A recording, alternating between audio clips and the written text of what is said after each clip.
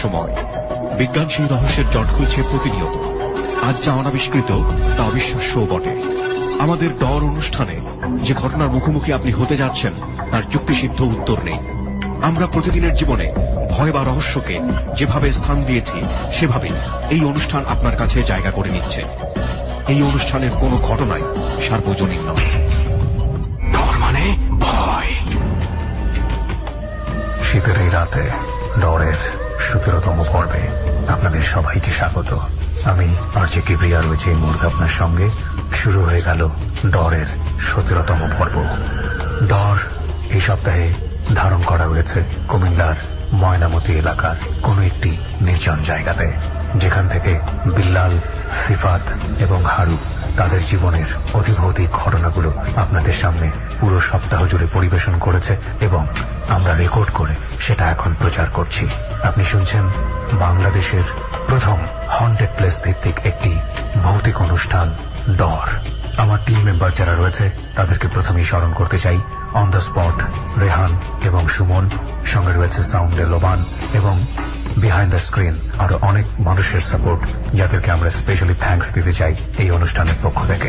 প্রিয় শ্রোতা, আমরা শুরু করছি ডরের 17তম পর্ব এবং শুরুতেই সুমন ও রেহানের কাছ থেকে আমরা জার্নির কিছুটা অংশবিশেষ আপনাদেরকে শোনাবো। তারপর ঢুকে যাব ডরের মূল পর্বে।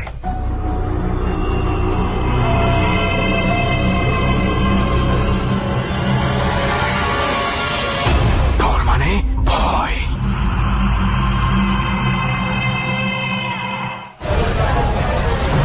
আমার সেই বাস আমার তো আগেই ঘুমাইতেছে রে মামা। আমারও ঘুমাইতেছে। মানে এমন কি কোনোদিন হবে না যে তুই আমার একটা প্লেনের টিকিট নিয়ে এসে বলবি যে দোষ এবারের যাত্রা প্লেনে? রাইট না, প্লেনের টিকিট না, তোর ব্যবস্থা করতেছি। প্লেনের ছাদের মধ্যে যদি একটা নাকি নতুন চিন্তা ভাবনা চলছে, ছাদে একটা সুইটের ব্যবস্থা থাকবে না, তো সেখানে চিন্তা করতেছি তোকে বসায় নেওয়া যায়। বৃষ্টির দিনে যাইস না, ভিজে যাবি। না, তোর জন্য। ও আচ্ছা আচ্ছা, ছাতা নিয়ে যাবি? হ্যাঁ, ছাতা নিয়ে যাবো, সমস্যা নেই, ভালো কোম্পানির ছাতা নিয়ে যাবো। আর যেটা কাহিনী সেটা হচ্ছে যে আমি জানতেও চাই না কেন তুই আমাকে আবার কুমিল্লা নিয়ে যেতেছিস, কই নিয়ে যেতেছিস, আমি কিচ্ছু জানতে চাই না। পরে সময় যদি হয় তাহলে জানালি মনে, ঠিক আছে? এখন কোন বাসে উঠবো খালি দেখায় দে, আমি যথেষ্ট বোর অবস্থায় ওই বাসে গিয়ে বসে পড়ি। আমি আগে থেকেই জানতাম তুই বোর হবি, কিন্তু মামা তুমি যেই ঘটনাগুলো শুনবা আজকে ডরে, তোমার বোরিংনেস একদম তোর কি দূর হয়ে যাবে। আমি তোর লগে জার্নি করার লেগে একসাথে দুজন মিলে বাসে লেগে যেতেছি, তাহলে আমি তো যাইতেছি কারণ ঘটনাগুলো ইন্টারেস্টিং হবে। আচ্ছা, ইন্টারেস্টিং ঘটনা যেহেতু তোমার শুনতে নিয়ে যেতেছি মামা, একটু চা খাওয়াবা না? একটা anything for you man, anything. চলো এক কাপ কফি খেয়ে আজকে শরীরটা একটু চাঙ্গা করে নেই। খুবই আমারও। আমি একটা কফি খাই, বাট তারপরে চল বাসে উঠে যাই, আর ভালো লাগতেছে না। রাস্তার ধারের কফি খাবি? না, এমনি কফি, আমার কোনো সমস্যা নেই, বাংলাদেশি পেট এটা। আচ্ছা, পাতা কফি, ফুলকপি, যাই হোক সব। গুলিস্তান থেকে বাসে উঠে আমরা সরাসরি চলে যাই কুমিল্লার ময়নামতিতে। মামা দেখছো শীত পাইছো? আমি কইছিলাম এর লেগে আগে থেকে, আমার ইয়ারে মাপটার পেঁচালো। ঢাকায় বসে কিন্তু মামা এত শীত পাওয়া যায় না। আমি এইখানে কি গাছ দেখছিস তুই, কি পরিমাণ গাছ এইখানে? জংলা এলাকা একদম। আমি জানি না, ডট টিম ডাকাতের মতন লাগবে, তাও তো আমি পেঁচা নিলাম মাপলার। তুই পেঁচাই না, আমি আমার হুডিটা ভালো করে নেই। এখানে কোনো দোকান টোকান খোলা পাওয়া যাবে? কেরোসিন পাওয়া গেলে তো স্পটে যায় একটু আগুন জ্বালাই। স্পটে আগুন জ্বালাইতে হবে না, কারণ এবার আমরা ডট টিমকে আগে বলে দেওয়া আছে যে ওখানে যেন অ্যারেঞ্জমেন্ট এমন ভাবে করে শীতের ব্যবস্থার জন্য বাতাসটা থাকে শেষ। মামা তাড়াতাড়ি চল, তাড়াতাড়ি হাঁটা ধর। ওইখানে খুব সম্ভবত একটা তাঁবুর মতো করা হতে পারে। আচ্ছা তাহলে তো তাহলে চল হাঁটা ধরি, হাঁটলে যদি একটু শরীরটা গরম হয়। মামা চল চল চল চল চল। বাস থেকে নেমে কয়েক মিনিটের মধ্যেই পৌঁছে যাই আমাদের কাঙ্ক্ষিত গন্তব্যে, কারণ এবারের গন্তব্য যেখানে আমরা বাসে নেমেছি সেখান থেকে মাত্র কয়েক মিনিটের দূরত্বে ছিল। তো এই জায়গায় নিশ্চয়ই আসা হয় নাই আপনার এর আগে? না না, আমি আর কখনো এখানে আসিনি। ওকে, আচ্ছা, ডট টিমের কাছে যেটা শুনছিলাম যে আপনার কাছে এমন কিছু স্টোরি আছে, এমন কিছু ঘটনা আপনার লাইফে ঘটছে যেটা শুনলে মানে আমি আর রেহান দুজনেই বেশ এক্সাইটেড যে আপনার এই ঘটনাগুলো শুনবো। প্রথমে আপনি কোনটা দিয়ে শুরু করতে চান? আমি প্রাথমিক অবস্থায় যখন ক্লাস 6-এ পড়ি তখন আমার মধ্যে একটা ঘটনা হচ্ছিল জাম্বুরা গাছে। আচ্ছা, জাম্বুরা গাছের ঘটনা দিয়ে আপনি শুরু করবেন। তার আগে আপনার পরিচয়টা একটু জানি, আপনি কোথায় থাকেন, কি করেন? যে আমি বিল্লাল আহমেদ বিজয়। আমি কিশোরগঞ্জ তারাইলতলা শিমুলাটি গ্রামে বাড়ি। বর্তমানে আমি গাজীপুর ভ্যাকসিনকো এরিয়াতে আছি। ওকে, এবার ঘটনাটা শুনি। মানে বলছিলাম যে আমার এক ফ্রেন্ড ছিল, ওর নাম হচ্ছে মোস্তফা। আমি ক্লাস 7 যখন পড়ি তখন সে এসে বলতেছে যে এদিকে বাইরে ঘর থেকে। তখন বাইরে এলাম, কি ব্যাপার এত রাত্রে, যে চলো আজকে অনেক গরম পড়ছে তো বাড়ির সামনে গিয়ে বৈশা কথাবার্তা বলি। তখন আমাদের বাড়ির সামনে একটা ব্রয়লার আছে, ব্রয়লারের পাশে একটা ব্রিজ আছে। ব্রয়লার, ধানের ব্রয়লার চাল মানে করা হয়েছে, ধান যেখানে সিদ্ধ করে শুকানো হয়। জি জি জি। ওকে। আর ওইটার পাশে একটা ব্রিজ আছে। তো ওই ব্রিজে গিয়া বৈশা মানে আমরা লেখাপড়ার বিষয়ে অনেক মানে গল্প করতেছি। এক পর্যায়ে আমার কয়টা বাজে তখন? তখন আনুমানিক 11:30 বাজে। তখন সে বলতেছে কি যে একটা কাজ করি। কি কাজ? যে জাম্বুরা খাই। কিভাবে? কই চুরি করে খাই পালাম। আমি ঠিক আছে চলো। তখন জাম্বুরা গাছ যে জায়গায় অবস্থান আছে ওই জায়গাটা হিন্দু এরিয়া ছিল। আগে হিন্দুরা অনেক বাস করতো, বর্তমানে ওরা সবাই ভারতে চলে গেছে। তো এই জায়গাটা যারা কিনছে ওরা কিন্তু কোনো বাড়িঘর করে নাই, এটা এইভাবে পড়ে আছে এবং জঙ্গলায় পরিণত হয়েছে। তখন ওই জায়গার মধ্যে জাম্বুরা গাছটা যে জায়গায়, ওই জায়গাটা অনেক গহীন। এখানে মানুষ অবশ্য দিনেই চলে না, রাত্রে তো চলবে দূরের কথা। তখন আমি জাম্বুরা গাছে গিয়ে উঠলাম। ওইটা মানে 10 ফিট হবে এরকম উঠলাম। ওঠার পরে যখন মানে প্রথম যে ডালটা, ওই ডালটার মধ্যে আমি পাড়া দিলাম, আর আমার ফ্রেন্ড নিচে আছে। পাড়া দেওয়ার সাথে সাথে পরের যে ডালটা ওইটার মধ্যে উঠে মানে 2টা জাম্বুরা এক জায়গায় আছে, ওই জাম্বুরাটা আমি মানে হাতে নিয়ে নেমে যাবো, এই ধরনের পদক্ষেপ আমি নিলাম। নেওয়ার সাথে সাথে আমি দেখি আমার সামনে একটা লোক বচ্চুরতের মতো, বচ্চুরত মানে মানুষের আকৃতি বচ্চুরত, কুৎসিত, মানে দেখতে বিশাল ভয়ঙ্কর। তো ওই জিনিসটা দেখে মানে আমার কি অবস্থায় দেখছেন? দেখলাম যে চুল টুল একবারে আওলাই। সে কোথায় ছিল? একটা ডালের মধ্যে বসা। আচ্ছা, একটা ডালের মধ্যে বসা আর আমার দিকে মানে তাকায় রয়েছে। তখন এই জিনিসটা দেখার পর আমি মানে প্রচন্ড ভয় পাইলাম। ভয় পাওয়ার পর আমি চিন্তা করলাম কি যে এখন যদি গাছ থেকে লাফ দিই তাহলে তো হাত পা ভেঙে যাবে, তাহলে তাড়াতাড়ি নেমে যাবে। তাহলে আমি নামার জন্য মানে পিছন দিক থেকে ফিরে তারপরে নামবো। এই মুহূর্তে করলো কি আমার পিছন থেকে একটা ধাক্কা মারলো। ওই যে এই জায়গায় এখনো পর্যন্ত দাগ আছে আমাদের একটা জায়গায়। আচ্ছা, কোথায় ধাক্কা মেরেছে? ধাক্কা মেরেছে যে ওই জায়গায় আপনার কাঁধে। জি জি, আমার কাঁধে ধাক্কা মেরেছে। ধাক্কাটা যখন মারছে তখন আমি নিচে পড়ে যাই। যখন মানে গাছ থেকে ধাক্কা মেরে মাটিতে পালাই দিল, তখন শুধু আমি এতটুকুই জানি যে গাছ থেকে আমাকে একটা ধাক্কা দিয়েছে। যখন মাটিতে পড়লাম তখন আমি আর কিছু বলতে পারি না। তখন আমার কাছে ঘড়ি ছিল, লাইট হতো অনেক সময় টিপ দিলে। তখন আমি হঠাৎ করে আমার জ্ঞান ফিরলো ওই জায়গাতেই। জ্ঞান ফেরার পরে আমি মানে ঘড়িটা আমি দেখলাম যে কতক্ষণ এখানে আমি পরে থাকতে পারি বা কি, এই ধরনের একটা মন মানসিকতা আমার মধ্যে আসলো। আপনার ফ্রেন্ড কোথায় ছিল? আমার ফ্রেন্ড এই জায়গায় নাই। আপনি মানে তখন আর জ্ঞান ফেরার পর দেখলেন দেখতে পাইনি, ফ্রেন্ড নাই? না, ওকে আমি আর দেখতে পাইনি। তখন আমি ঘড়িতে দেখলাম যে প্রায় 25 মিনিটের মতো আমি এখানে জ্ঞানহীন অবস্থায় পড়ে আছি। ঠিক আছে, আমার হাতের মধ্যে একটু ব্যথা পাইছিলাম। তখন এই অবস্থায় বাড়িতে গেলাম কি আমার ওই সময় আর যে জিনিসটা আপনি গাছের মধ্যে দেখছিলেন, জ্ঞান ফেরার পর ওই ধরনের কিছু আর দেখতে পান না? না, এই ধরনের আর কোনো কিছু আমি দেখতে পাইনি। বাড়িতে গিয়ে আমার আম্মুকে শেয়ার করলাম যে এই বিষয়। তখন আমার আম্মু বললো যে এই জায়গায় এলাকা তো ভালো না, তুমি ভালো করে জানো। আমরা দেখছি অনেক মানুষ তাফা মেরে লাইছে, এই ধরনের ঘটনা এখানে করে মেরে ফেলেছে। তাফা দিয়ে অনেক মানুষ থাপ্পড় দিয়ে মেরে ফেলেছে। থাপ্পড় দিয়ে প্রায় 4-5 জন মানুষ মেরে লাইছে এই জায়গার মধ্যে। ওই জায়গার মধ্যে। এই বিষয়টা তো তুমি দেখো না, এটা আমরা দেখছি। তো তুমি এই জায়গার মধ্যে গেলে তোমার সাহসটা কত বড়। তখন আমাকে ওই যে নালিয়া পাতা আছে না, গ্রাম্য ভাষা আমরা নালিয়া পাতা, জি জি, পাট শাকের নালিয়া পাতা, ওইটা দিয়ে আমার গোসল টোসল করাইলো। জাস্ট এতটুকু আমার। মানে ওই জাম্বুরা পাড়তে গিয়ে আপনি এই জিনিসটা দেখেছিলেন? এটা আমি দেখছি। ওকে, আপনার ফ্রেন্ড ওখান থেকে কেন চলে আসছে? ও কি কোনো কিছু দেখছে ওখানে? ও দেখছে, ও আমার যে ধাক্কা দিয়ে পালছে গাছ থেকে, শুধু এতটুকুই সে দেখছে। কিন্তু তারপরে সে এখান থেকে চলে গেল। আর চলে যাওয়ার কারণটা আমি তার কাছ থেকে জানতে পারলাম। সে বলছে যে আমি এখান থেকে চলে আসছি শুধু এই বই যে আজকে যদি তোমার কোন একটা অ্যাক্সিডেন্ট হতো তাহলে হয়তো আমি তোমার ফ্যামিলির কাছে জবাবদিহি করতে পারতাম না, বা আমার যে কোনো একটা ঝামেলা হতো। দোষটা তার উপর এসে পড়তো যদি কিছু হয়ে যেত আপনার, সেই ভয়ে সে ওখান থেকে পালাই আসছে। জি জি, পালাই চলে গেছে। আচ্ছা আচ্ছা আচ্ছা, এরপর আর কোনো কিছু? এরপরে আর কিছু বলতে আরেকটা বিষয় আছে যে আমার এক ফ্রেন্ড আছে, নাম হলো উজ্জ্বল, খুব ভালো ফ্রেন্ড। ও ও আমার বলতেছে কি যে আজকে রাত্রে এমুক জায়গায়, আগে তো আমরা ওই যে এখন তো সিটি বেরিয়েছে, আগে তো সিটির মানে প্রচলন ছিল না, আগে তো যে সেট টেলিভিশন মানে বেসিআর যেটাকে বলে, মানে সিডির কথা বলছেন, এখন সিডি আছে, আগে সেটা ছিল না। মানে গ্রামে গ্রামে ভিসিআর ভাড়া নিয়ে দেখা হতো, বেসিআর গিটার ক্যাসেট গুলো ছিল, গিটার ক্যাসেট গুলো, এটা আমরা সেট বলতাম। তো ওই সেট দেখার জন্য আমাকে বললো যে এমুক জায়গায় আমাদের একটা গ্রাম, মানে গ্রামটা হচ্ছে আপনার পশ্চিম এবং পূর্ব দিকে মানে এইভাবে লম্বা। আচ্ছা। তো ওই দিকে একটা পাড়া আছে, এটা কাওয়ালি পাড়া করে বলে, আগে কাওয়ালিরা বাস করতো এখানে। বললো এখানে বেসিআর আনছে, লো বেসিআর দেখতে যাই।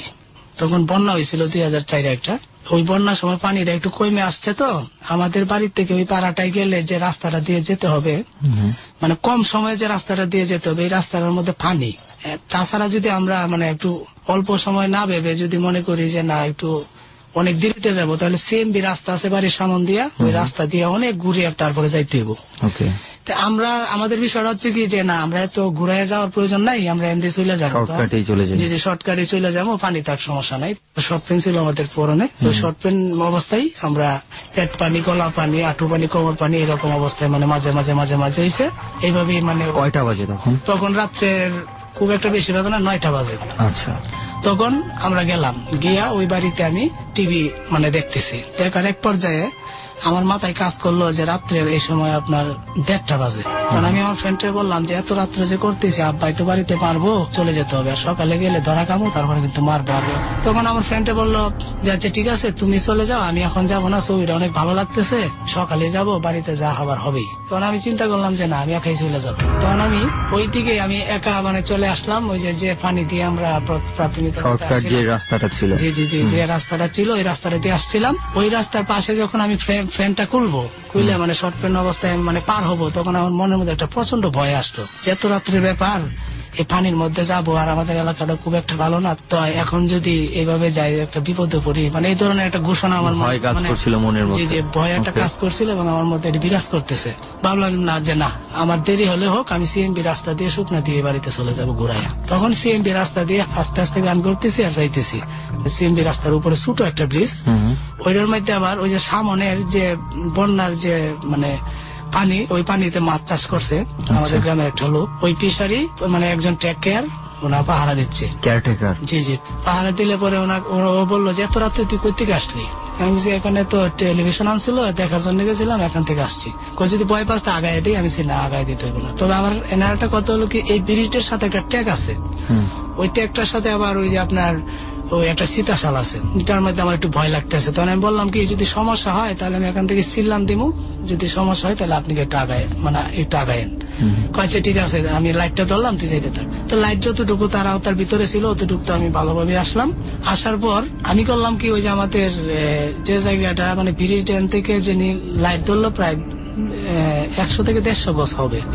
তারপরে এই জায়গা থেকে আবার আমাদের বাজারটা হবে আরো 200 গজ। আমার বাজারের মধ্যে আসলাম, বাজার থেকে আইসা রাস্তা এইভাবে আসলাম, আইসা এইভাবে একটা মানে রাস্তা আছে কেয়ারের রাস্তা, ওই রাস্তাটা পার হয়ে আমাদের বাড়িতে যাইতে হবে। তো ওই বাজার থেকে করলাম কি, মানে সামনের দিকে আমি তাকালাম, তাকানোর পর আমি দেখলাম যে ব্রিজের মধ্যে একটা মানে দুইটা মানুষের আকৃতির মতো বোঝা যাইতেছে, দুজন মানুষ যাচ্ছে। তখন আমি ডাক দিলাম কে, মানে আমার নিজের সাহসের জন্য যাতে ভয়টাই না পাই, তাহলে এই লোকটি থাকলে তার সাথে বাড়িতে নিরাপদে চলে গেলাম, কোনো ভয়টাই আমার মধ্যে আসলো না। তখন আমি ওই যে ডাক দিলাম, ডাক দেওয়ার পরে বললো যে আমি উজ্জ্বল। তখন আমি দৌড়ায়া তাদের কাছে গেলাম। মানে এটা কি আপনার আগের পরিচিত উজ্জ্বল? ওর পরিচিত বলতে ওই যে আমার ফ্রেন্ড, যে ফ্রেন্ডকে নিয়ে আমি ওই যে আপনার টেলিভিশন দেখতে গেছিলেন, ওকে, ওই ফ্রেন্ডই ওই ব্রিজে চলে আসছে? জি জি, ব্রিজে চলে আসছে। আচ্ছা আচ্ছা, তখন তো আপনি তাহলে খুব ইজি হয়ে গেছেন? জি, একবার ইজি হয়ে গেছি যে আমার তো আর কোনো সমস্যা নেই। ওকে, তখন আমি দৌড়ায় গেলাম, তোমাকে বললাম আসার জন্য, আর তুমি আসো নাই, আর আমাকে এই এত দূর দুনিয়া ঘুরাই আসলাম আর তুমি এন্ডে আয়া পড়ছো, এটা তো ঠিক করো নাই।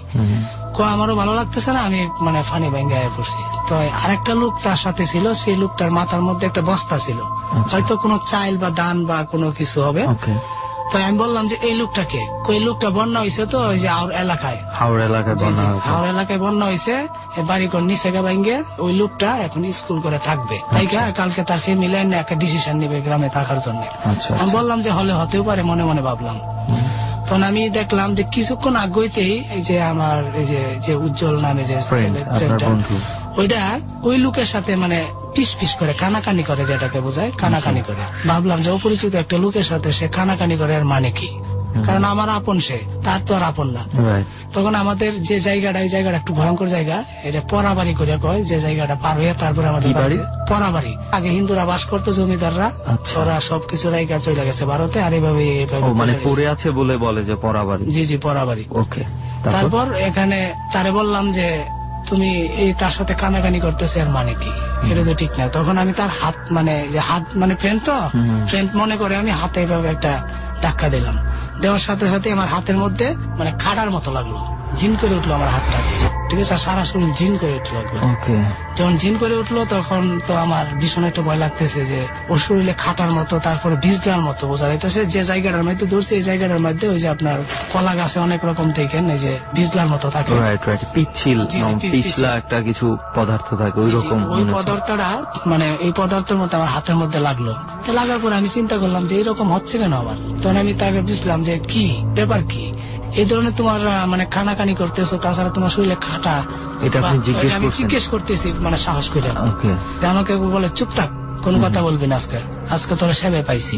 এই কথা যখন বলছে তখন তো আমার হার্ট একবারে মানে স্তব্ধ হয়ে গেছে, যে এখন আমি মারাই যাব না পড়ে যাব না কি করবো না দৌড়ই দিব, এই ধরনের কোনো কিছু আমি মানে বুঝে উঠতে পারতেছি না। তো এমন তো অবস্থায় আমি যে লোকটা সাইলের যে লোকটা ছিল, ওই লোকটার মাথার মধ্যে হঠাৎ করে দেখি যে বস্তাটা ছিল, এই বস্তাটা নাই, বস্তাটা উধাও। কোথাও ফেলতে বা কোনো কিছু করতে আপনি দেখি নাই, হঠাৎ করে দেখতেছেন না? মানে তার দিকে আমার প্রথম তো আমার ফ্রেন্ডের দিকে মানে যে উজ্জ্বল, ওর দিকে আমার ছিল মানে লক্ষ্য ছিল, কিন্তু ওই যে বস্তাওয়ালার দিকে তো আমার লক্ষ্য খেয়াল করে নাই। কিন্তু আমি হঠাৎ করে দেখি যে তার মাথার মধ্যে কোনো বস্তা বলতে কোনো কিছু নাই। তখন ওরা করতে গেছে কি, এমন ধরনের মানে একটা ব্যারিকেড সৃষ্টি করছে চতুর্দিক দিয়ে, যে ব্যারিকেডের কারণে যে কোনো মুহূর্তে আমার বিপদ আসতে পারে। এই জিনিসটা আমি ভাবতেছি যে আমি পুকুর আছে একটা সাইডে, এই পুকুরের সাইডে আমার নেওয়ার জন্য অনেক চেষ্টা করতেছে। কিভাবে নেওয়ার চেষ্টা করতেছে? মানে নেওয়ার চেষ্টা করতেছে দুইজন, মানে এক সাইডে আর এক সাইডে মানে আমি। আমার আপনার এক পাশে রেখা হাঁটতেছে যেন আপনি আস্তে আস্তে চাপতে চাপতে পুকুরের দিকে চলে যান। জি জি। আর এই পুকুরটা অনেক দূষিত, অনেক পুরনো মানে পুকুর এটা। তো এখানে নিয়ে মানে আমাকে যে কোনো পানির মধ্যে চুপনাবে বা মারবে, যে কোনো একটা পরিকল্পনা করবে। আমি এই জিনিসটা মানে তৎক্ষণাৎ আমি বুঝতে পারছি আপনার মাথায় এই জিনিসটা কাজ করতেছে। আমি কিন্তু সাহস হারাচ্ছি না, ঠিক আছে? যে সাহস হারালে অনেক মানুষে বলতো যে কোনো বিষয়ে সাহস হারালে নাকি হার্ট মানে সমস্যা। জি জি।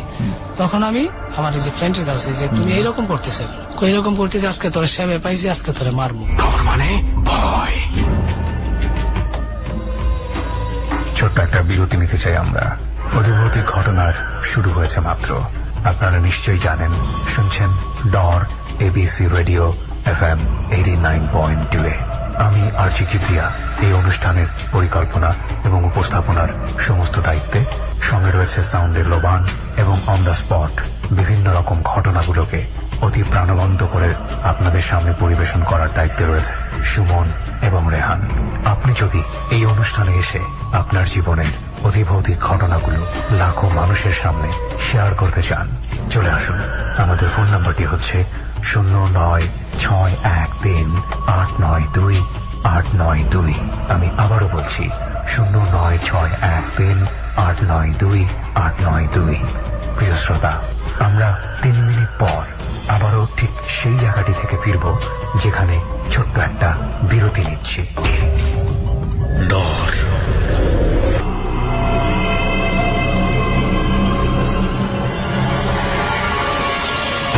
ডর মানে ভয়।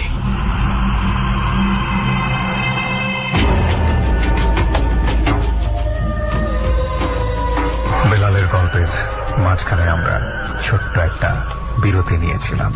আমরা আবারও ফিরছি বেলালের গল্পেই। আপনারা শুনছেন ডর এবিসি রেডিও FM 89.2 আরজি কিবরিয়া, সুমন, রেহান এবং সাউন্ডে লোবান। এই হচ্ছে আমাদের টিম। বিহাইন্ড দ্য স্ক্রিনে আরো অনেকেই, এবং আজকে যারা এখানে ডরের গল্প বলতে এসছেন তারা হচ্ছেন বেল্লাল, যার গল্প ইতিমধ্যে শুরু হয়ে গেছে। একটু পরে থাকবে সিফাত এবং তারপর হারু। প্রিয় শ্রোতা, আপনি যদি আপনার জীবনে ঘটে যাওয়া বিভিন্ন ভৌতিক ঘটনা আমাদের সাথে শেয়ার করতে চান, আমাদেরকে ফোন করবেন। ফোন নাম্বারটি হচ্ছে 09613892 0913 আবার বলছি 09613892892 এই নাম্বারে। চলুন ফিরে যাই গল্পের ঠিক সেই জায়গাটিতে যেখানে আমরা বিরতি নিয়েছিলাম। ডর। ওই কথা যখন বলছে তখন আমার ভয় আরো লাগছে। তখন কি আপনি কোনো ধরনের কোনো কিছু চিন্তা করছেন নাকি আপনার ফ্রেন্ডের সাথে আপনার কোনো ঝগড়াঝাটি এই ধরনের না কিছু না, এই ছিল? ধরনের কোনো ঝগড়াঝাটি কোনো কিছু নাই তার সাথে, সে আমার খুব ভালো ফ্রেন্ড। আচ্ছা। তখন আমি এই অবস্থায় আমাদের বাড়ির সামন দিয়াই একটা স্কুল ঘর মাদ্রাসা এক জায়গায়, আমাকে আর এই জায়গায় মানে সুযোগ পেল না। ওই যে পুকুরে যে আমার পালবে বা সাইড করে কেন সুযোগ পেল না? সুযোগ পেল না বলতে এই সুযোগটা আমি দেই নাই। কিভাবে? আমি দেই নাই সুযোগটা এইভাবেই যে আমি মানে কোরআন থেকে একটা আয়াত পড়ছি, ওই আয়াতটার কারণেই হয়তো আমি মানে একটু বাঁচা গেছি। আচ্ছা। পড়ার সাথে আর মানে একটু দূরে যায়, তখন আমি একটা ফাঁক দিয়ে ওই রাস্তা ধরি। ওই যে স্কুল ঘর, তখন আপনি দৌড় দেওয়ার বা পালায় কোনো আসার চলছে আমি পাইতেছি না। আমার মানে শরীরে এইরকম অবস্থা হয়েছে যে আমি দৌড় দিলে পড়ে যাব, ওকে, মানে আমার শরীর একবারে নার্ভাস হয়ে গেছে। তখন আমি স্কুল করে আসলাম। আসার পরে এখানে এমন একটা ব্যারিকেড আমাকে করলো। কিভাবে করলো ব্যারিকেডটা হচ্ছে, এরা দুইজনের মধ্যে আরেকজন অ্যাড হয়েছে। আর স্কুলে ছিল আগে থেকে? না না, স্কুলে ছিল না, হঠাৎ করে মানে অ্যাড হয়েছে। কোত্থেকে যেন আসছে আমি নিজে বলতে পারবো না। 3 জন হয়ে গেল অলরেডি। এই মতো অবস্থায় মানে যখন আমাকে ধরবে দইরা ওই যে স্কুলের যে ফাঁকা ওটার মধ্যে যখন ঢুস দিবে আমাকে, মানে ধরবে মানে কি একটু সিচুয়েশনটা, মানে সিচুয়েশনটা হলো আপনার যে আমাকে ধরবে মানে 3 জন মানে একবারে মানে ক্লোজ আপনাকে ঘিরা ধরতেছে। জি জি, একবারে ক্লোজ হয়ে আইতাছে, আস্তে আস্তে মানে চাইপে আইতাছে। আচ্ছা। যখন চাইপে আইতাছে তখন এই মুহূর্তে স্কুলের মধ্যে একটা পাগল, মানে একটা পাগল ছিল, অনেক পুরনো পাগল। ওই পাগলটা বলতেছি কি হচ্ছে রে এখানে। তখন এই পাগলটা যখন এই সাউন্ডটা করলো, তখন ওই পাগলটা মানে অনেক পরিচিত পাগল আমাদের। ওই পাগলটা মানে অনেক আমরা ভালোবাসি, সবাই ভালোবাসে গ্রামের। ওই পাগলটা কোত্থেকে আসছে এটা আমরা আজ পর্যন্ত কেউ মানে শনাক্ত করতে পারিনি। ওই পাগলটা যখন এই কথা বললো, তখন তাদের কাছ থেকে একজন উত্তর করলো যে তোর কি হয়েছে, তুই এত মানে বক করতেছিস কেন, এত চিল্লাচ্ছিস কেন? আচ্ছা। কয়েকটা ছোট ছেলে পেয়ে ওই ছেলেটারে নিয়ে তোরা অনেক ভয় দেখাচ্ছিস, মারার জন্য পরিকল্পনা করতেছিস। পাগল বলতেছে? জি জি, পাগল এই কথাটা বলতেছে। মানে দাঁড়ে বেশি দূরে না, প্রায় 10 এরকম হবে ফুট। ওই ছেলেটারা সাইডে দে। তখন বলতেছে না ছাড়বো না। তখন ওই পাগলের হাতে আবার একটা সিগারেট বা বিড়ি, যেটাকে বলে আমরা সুবোধ বিড়ি আছে কিশোরগঞ্জ, এই বিড়ি খাচ্ছিল। ওই বিড়িটার মধ্যে আগুন ছিল, ওই আগুনটা দেখাচ্ছে। আগুনটা দেখছিস, ওইটা দিয়ে পাড়ায় এত করে মারবো। এই কথা যখন পাগল বললো, বলার সাথে সাথে সাইলওয়ালা যে ব্যক্তিটার প্রথমে বলছিলাম, ওই লোকটা হঠাৎ করে নাই উদাও। মানে যেমন আমরা মনে করেন এখানে অনেকজন বসে আছি, এর মধ্যে যদি একজন হঠাৎ করে না থাকে তাহলে আমাদের সিচুয়েশনটা কিরকম হবে। এইরকম মানে একজন হঠাৎ করে নাই, চট করে চলে গেছে। এর পাশাপাশি আরেকজন নাই। আর আমার যে ফ্রেন্ড, যে উজ্জ্বল নামে যে বন্ধুটা, ওই বন্ধুরাই করছে কি আপনার ওই যে একটা চিপা দিয়ে দৌড় মারলো। একটা বাড়ির একটা চিপা ছিল স্কুল, আর একটা বাড়ির চিপা ছিল, ওই চিপা দিয়ে দৌড় দিল। যখন দৌড় দিল আমিও তো মনে করেন জুতা টুতা রেখে একবারে দৌড় দিলাম। দৌড় দিয়ে গিয়ে পড়লাম আমাদের বাড়িতে। বাড়িটা বেশি দূরে না, প্রায় 100 মিটার হবে এরকম স্কুল ঘর থেকে। গিয়ে আমি গিয়ে দেখলাম যে আমার এক চাচি পিঠা বানাচ্ছে। তখন আমি গিয়ে যখন উল্টা পড়ছে, ওনাও ভয় পায় লাগছে। কি হয়েছে হঠাৎ করে একটা মানুষ যদি পড়ে যায় তাহলে ভয় পাওয়ার তো বিষয়, যে এত রাত্রে। ও কি হয়েছে তোমার বাবা, কি হয়েছে? আমি এই বিষয় বললে আমার আব্বা আম্মু মানে আমার কথা শুই না ঘর থেকে উঠে দৌড়ে আসে। বাবা কি হয়েছে? এই ঘটনা আমার কাছে মেরে লাগছিল। তখন ওই পাগল লোকটার কাছে গেলাম, সবাই একসাথে। এই পাগলটা বলতেছে, বাবা তুমি এখানে থাকার কারণে তুমি কিন্তু বাইচা গেছো, নাইলে তোমার আজকে নির্ঘাত মেরে ফেলতো। তুমি এই ধরনের আর মানে রাত্রে এভাবে একা ঘোরাফেরা করো। কিন্তু ওনার তো কথাবার্তা যেটা শুনলাম খুবই স্বাভাবিক মনে হচ্ছে। ওনার পাগল কেন বলেন আপনারা? না, পাগল বলতেছে পাগলের মতো থাকতো, পাগলের মতো আকৃতি, সবসময় পাগলের মতো চলাফেরা করতো, ছালা থাকতো তার গায়ে, পাগল বলে আমরা আখ্যায়িত করে থাকি। তখন তো সে বললো যে বাবা তুমি একটা কাজ করো, এই রাত্রে ঘোরাফেরা করো না। যদি রাত্রে ঘোরাফেরা করো তাহলে তোমার অনেক সমস্যা হতে পারে। ওরা তোমার পিছনে লাগাইছে তোমার আব্বা কবিরাজির কারণে। আমার আব্বা একটু কবিরাজি জানে, বলি নেই। ও, আপনার আব্বা কবিরাজি করতো? জি জি। এইসব জিনিস ঘাটাইতো, সেই জন্য আপনার প্রতি একটা ক্ষোভ ছিল ওই জিনিসগুলার। জি জি জি। পাগলে বললো, তো সে পাগলে কই থেকে বললো, আমার আব্বা কই থেকে কবিরাজি করে, কি করে না করে, ওই জিনিসটা সে কিভাবে জানলো? তাহলে তখনই আমার মনে হলো যে না, সেই পাগল তো কোনো স্বাভাবিক কিছু না, সে অনেক ধরনের জ্ঞানী একটা পাগল। ঠিক আছে, তার মধ্যে অনেক কিছু আছে এই ধরনের। মানে আমি আমার মনের মধ্যে প্রশ্ন জাগলো। যাই হোক, তারপর আমার যে ফ্রেন্ড উজ্জ্বলের কথা যে আমি বললাম যে তাদের সাথে সে এক ছিল, ভোর সকালে আমি তার বাসায় গেলাম। গিয়ে বলতেছি কি যে একটা কাজ কি, যে তুমি যে রাত্রে তোমার নিয়ে যে আমি এতে গেলাম, তাছাড়া এই ধরনের ঘটনা মানে যতটুকু ঘটনা হয়েছে এই তাকে বললেন ঘটনাগুলো সবকিছু? আমি সবকিছু তার মানে গুছাই গাছায় বললাম। তখন আপনার সে আমার কাছে কসম কাটে যে আমি সকাল 8টায় বাসায় আইছি ওই জায়গা থেকে, কিন্তু তোমার সাথে এই ধরনের কোনো ঘটনায় আমি সংযুক্ত ছিলাম না। আচ্ছা আচ্ছা, তখন তো আমার ভয় আরো বাইরে গেছে, যেটা আমি কি দেখলাম। স্বাভাবিক। আপনি যখন বলছিলেন যে গায়ে হাত দিছিলেন কাটার মতো, তারপরে কেমন সবকিছু আমি পিচ্ছিল পদার্থ, everything তো সবকিছু উজ্জ্বলের আমি তো আর বলছি। এই জিনিসটা হওয়ার কথা না। না না, এটা বিষয়টা হচ্ছে আমার ফ্রেন্ডের মানে আমার ফ্রেন্ডের মতো সে সাজছে Okay. আমাকে মানে অতি আপনাকে ক্ষতি করার সহজেই চেষ্টা মানে করছে, অতি একটা সহজেই। আপন লোকের বেশ ধরে আপনার ক্ষতি করার চেষ্টা জি, জি, করছিল, জি, এবং okay. আপনার বাবার কারণেই সেটা হয়েছে। ছিল ওনার কবিরাজি। জি জি ওকে। এই পাগল কি এখনো আছে ওই এলাকায়? না, এই পাগলকে আমি আর 2-3 দিন পরে, এই ঘটনার 2-3 দিন পর আর আমরা দেখতে পাইনি। সে Okay. আজীবনের জন্য চলে গেল। এই পাগলটাকে আমরা আর কখনো খুঁজে পাইনি আচ্ছা, এখন পর্যন্ত না। আমি ওখানে অনেকবার ফোন করি ঢাকা গাজীপুর থেকে যে পাগলটা আসে কিনা, বলে যে না পাগলটা এখনো পর্যন্ত না দেখেন? না, এখনো পর্যন্ত আর পাগলটা কোনো সন্ধান পাওয়া যায়নি। অদ্ভুত, আসলে দুর্দান্ত ছিল আপনার এই স্টোরিটা। আসলেই আমার কাছে বেশ ভালো লাগছে, বিশেষ করে মানে ওই মুহূর্তে যেইভাবে আপনারে আটকাচ্ছিল, এটা আসলে আপনার কপাল অনেক ভালো, আপনি এই সিচুয়েশনে বেঁচে গেছেন। জি জি। যাই হোক বিলাল ভাই, আরো একটা ঘটনা আপনার আছে আমি যতটুকু জানি। কি গো রেহান, আরেকটা শুনি। যাই হোক দোষ, গল্প তো অসাধারণ লাগছে। পরের গল্প শুনবো না মানে অবশ্যই শুনবো, বাট আমার আজকে একটু বেশি কেমন যেন ঠান্ডায় গলাটা এমন ধরছে। আমি এতক্ষণ কোনো কথা বলিনি, এটা তো খেয়াল করতেছি তুই। আমি আর কথা বলতেও চাই না আজকে, আমাদের খালি শুনতে দে রে ভাই। তো পরপর কাশি আসতেছে, ভালো লাগতেছে না। বলেন বেলাল ভাই, আপনি বলেন, আনালে সুমন তুই কি বলবি বল। একটা ঘটনা হচ্ছে আপনার যে আমি আমাদের পার্শ্ববর্তী গ্রামে, এটার নাম রাউতি গ্রাম, এখানে একটা দরগা শরীফ আছে। আচ্ছা, ওই দরগা শরীফে আমি গেছি মানে মাহফিল শোনার জন্য, অনেক মাহফিল হয়। তো মাহফিল শোনা, এটা কতদিন আগের ঘটনা? ওইটা হলো আপনার আনুমানিক 5 বছর হবে। ওই আপনি যে কখন গেলেন ওই গান শুনতে মাহফিলে? গান শুনতে আমি গেছি আপনার রাত্রের 8টার সময়। ওকে, 8টার সময় গেছি, তো এখান থেকে ফিরছি আপনার রাত্রের আনুমানিক 11টা অথবা 11:30 বাজবে। এই মুহূর্তে আমি ওই যে একটা ব্রিজ আছে এখানে, আমি যে জায়গাটাতে আসলাম, আচ্ছা, ওই জায়গাটার মধ্যে আপনার হঠাৎ করে আমি দেখলাম একটা গাছ, এখানে একটা পুরনো গাছ আছে। ওই গাছটা হলো রেন্টি গাছ। Rain tree? রেন্টি গাছ, Okay. কেউ বলে করই গাছ, এই ধরনের মানে বলে থাকে। তো অনেক পুরনো গাছ, অনেক মোটা। আমাদের গ্রামের অনেক লোকের কাছ থেকে আমি শুনতে পাচ্ছি যে এই গাছটা অনেক পুরনো। ওই গাছটার পাশে যখন মানে খালি গেছি, যাওয়ার পরেই হঠাৎ করে মানে একটা এই গাছটার যে পাতাগুলো আছে, হঠাৎ করে ঝড় উঠলে যেমন একটা গাছ মানে একবারে কাঁপুনি ধরে তুলে মানে- যেভাবে। জি জি, যেভাবে কাঁপুনি শুরু হয়ে যায়, এইভাবে একটা কাঁপুনি শুরু হইলো।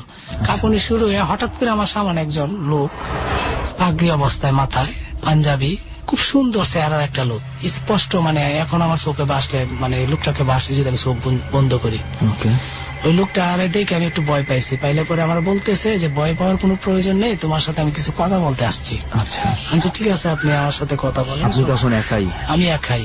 তখন আমার বললো যে শোনো, আমি তোমাকে একটা কথা বলি। আমি কি কথা বল?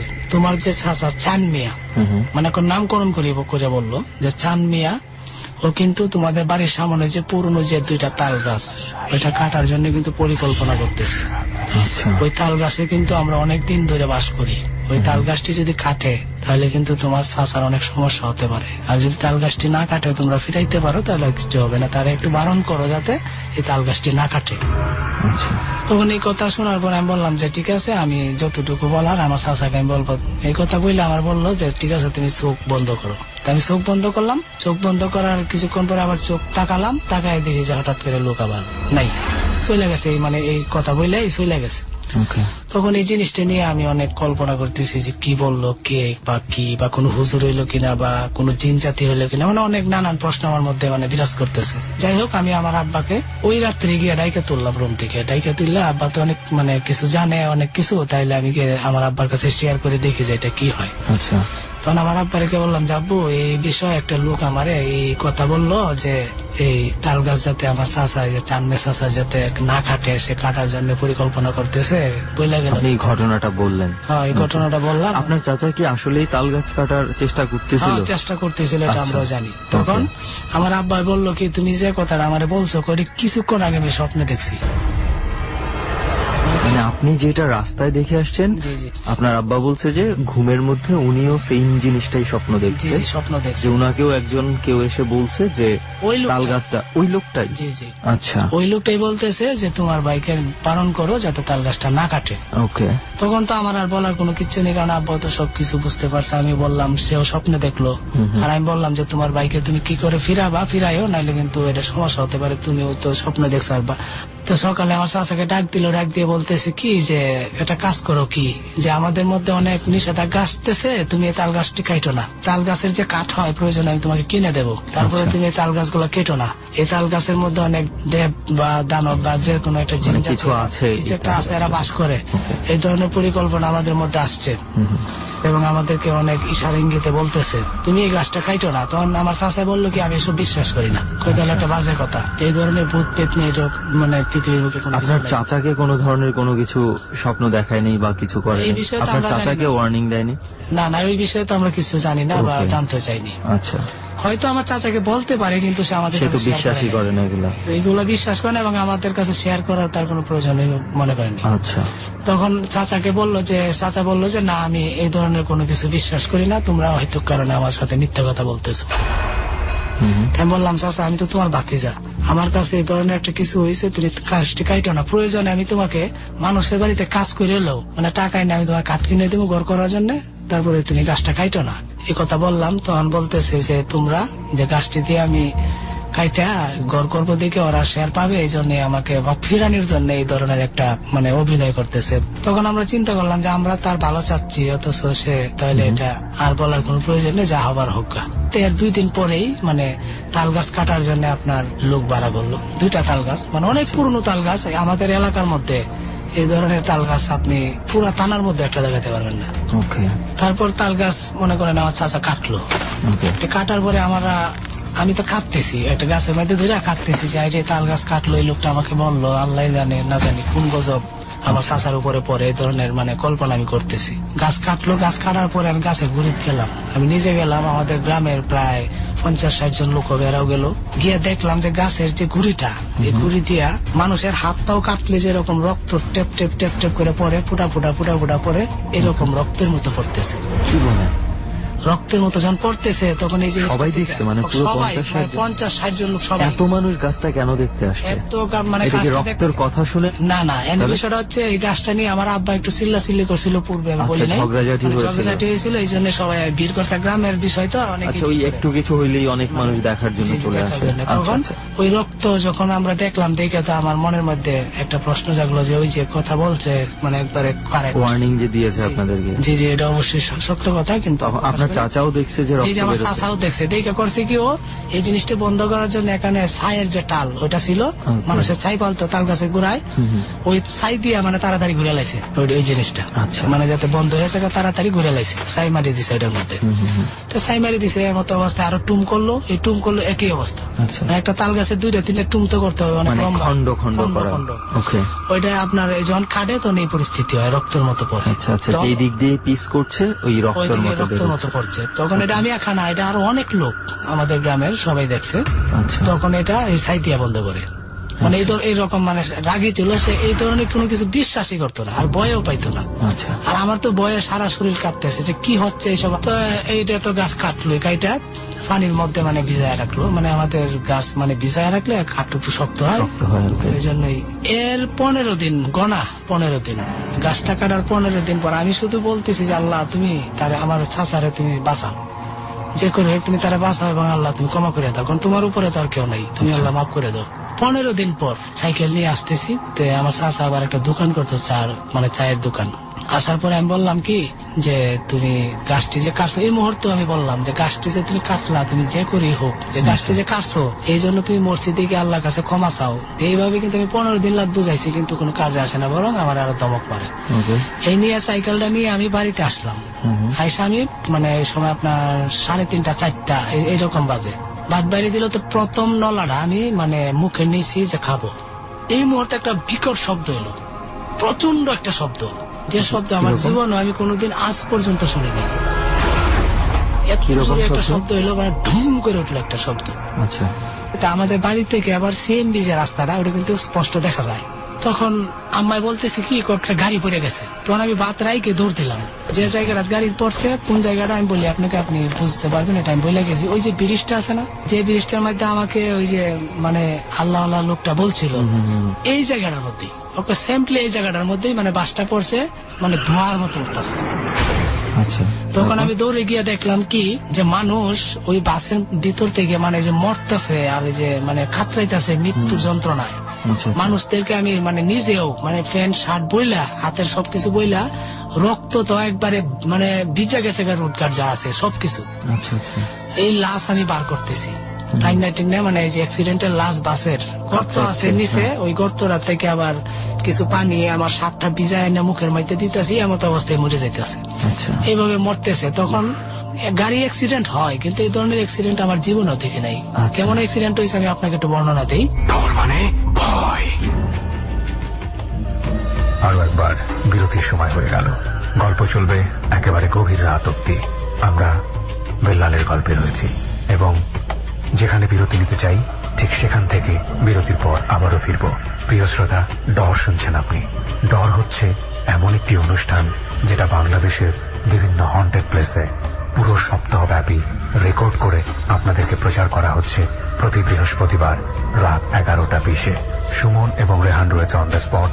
অনুষ্ঠান পরিকল্পনা এবং উপস্থাপনায় রয়েছে আমি আরজি কিবরিয়া এবং আমার সঙ্গে রয়েছে সাউন্ডে লোবান।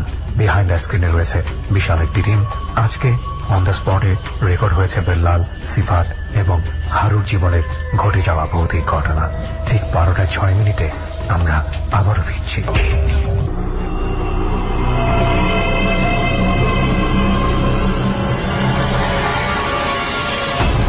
মানে ভয়।